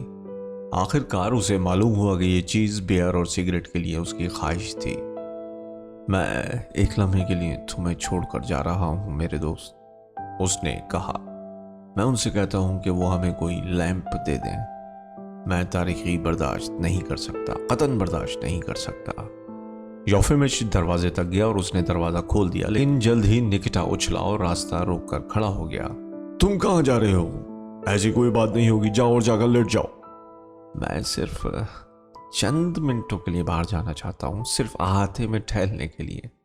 योफिमिच ने हैरान होकर कहा, नहीं, इस बात की इजाजत नहीं, तुम खुद जानते हो। निकिटा ने जोर से दरवाजा बंद कर दिया। मगर मेरा बाहर जाने किसी को क्या जरूरत पहुंचा सकता है? योफिमिच ने अपने कंधे झटकते हुए कहा। निकिटा, मेरी समझ में नहीं आता, मुझे जरूर बाहर जाना है। उसने शिकस्ता आवाज में कहा, मुझे जरूर बाहर जाना है। तुम्हें यहाँ के अमन सुकून में खलल अंदाज नहीं होना चाहिए, निकिटा ने धमकी दी। ये तो बड़ी जिल्लत है। आइवान दिमित्रिच दफातन चिल्लाया और वो कूद कर दरवाजे में आ गया। तुम्हें क्या हक है कि तुम लोगों को बाहर जाने से रोको? कानून साफ तौर से इसकी इजाजत देता है। मुझे यकीन है कि किसी को भी मुकदमा चलाए बगैर आज़ादी से महरूम नहीं किया जा सकता। ये तो सरासर कानून की खिलाफ वर्जी है। बिल्कुल बिल्कुल खिलाफ वर्जी है। आंद्रे योफिमिच ने गैर मुतवक्का हमायत पाकर हौसलामंदी के साथ कहा, मुझे बाहर जाना है और मैं जाऊंगा। तुम्हें कोई हक नहीं कि तुम मुझे रोको। मैं तुमसे कहता हूं कि तुम मुझे बाहर जाने दो। सुनता है वैसे दरिंदे कि नहीं?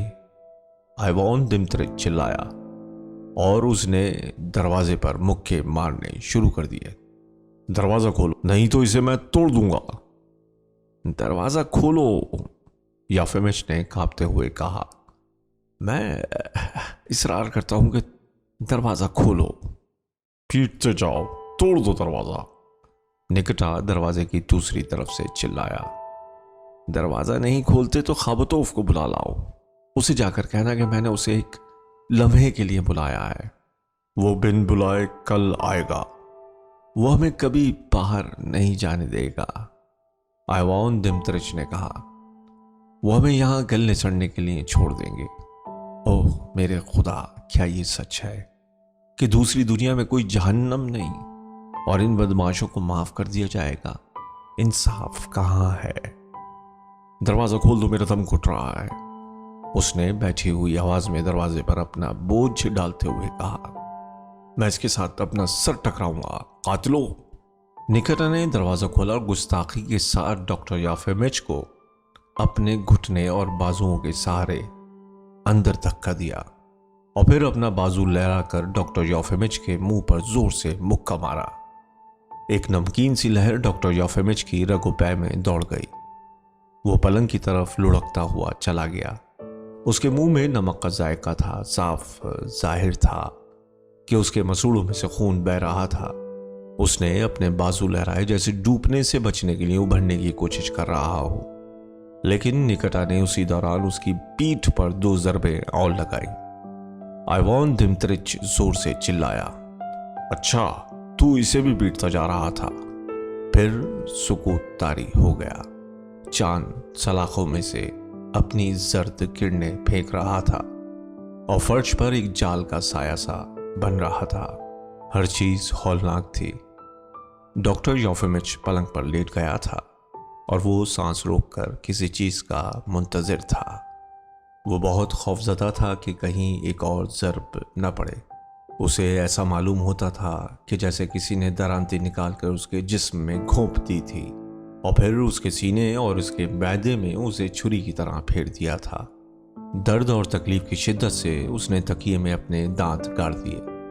फिर यकबयक सायों में से एक कूंदा सा लपका और उसके जहन में फैल गया और उसे एक हौलनाक और नाकाबिले बर्दाश्त ख्याल आया कि आज जिस तकलीफ से वो गुजर रहा है, इसको इन लोगों ने बरसों से शब रोज महसूस किया है। क्या बात थी कि इस तकलीफ को 20 बरस तक वो पहचान नहीं पाया था, या उसने इसे पहचानने की कोशिश नहीं की थी। उसे मालूम नहीं था कि तकलीफ क्या बला होती है, इसलिए उसे कसूरवार नहीं ठहराया जा सकता था।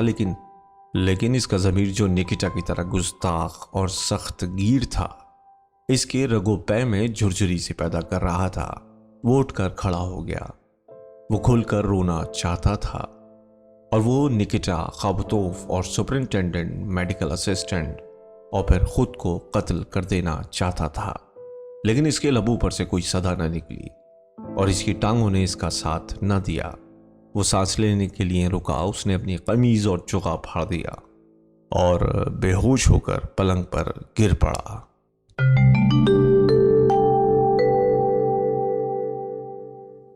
बाब नंबर 19।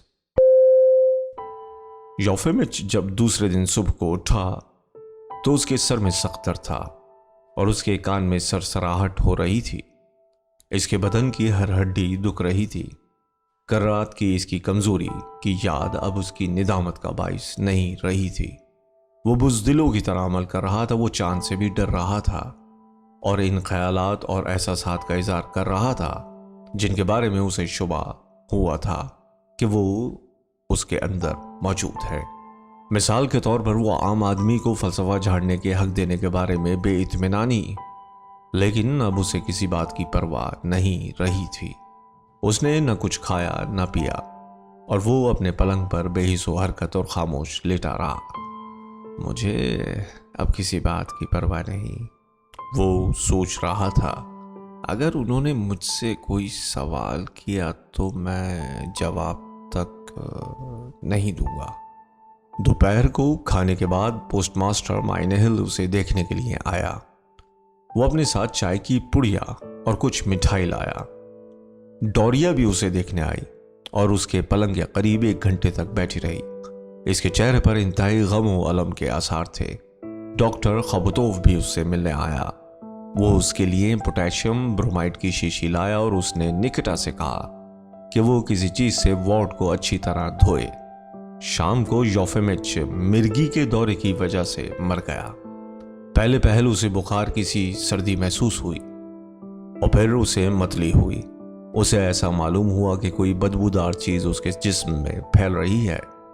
उंगलियों की पोरों तक ये बदबू उसके मैदे से उठ रही थी और उसके सर तक जा रही थी और उसकी आंखों और उसके कानों में दाखिल हो रही थी।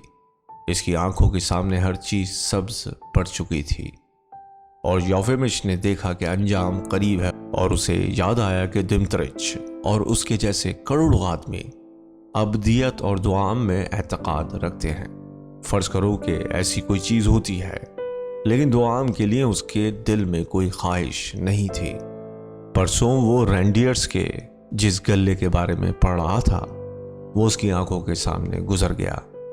ये रेंडियर निहायत ही खूबसूरत और नफीस थे और फिर एक देहाती औरत ने उसके आगे हाथ फैलाया। इसके हाथ में रजिस्ट्री के लिए एक खत था।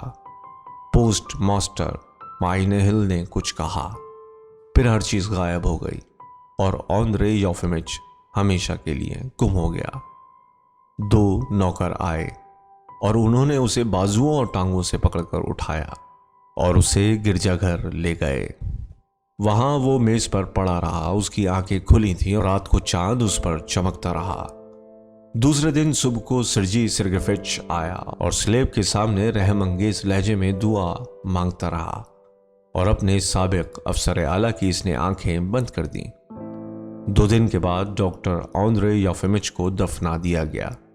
इसके जनाजे में सिर्फ डोरिया और पोस्टमास्टर माइनेहिल शरीक हुए।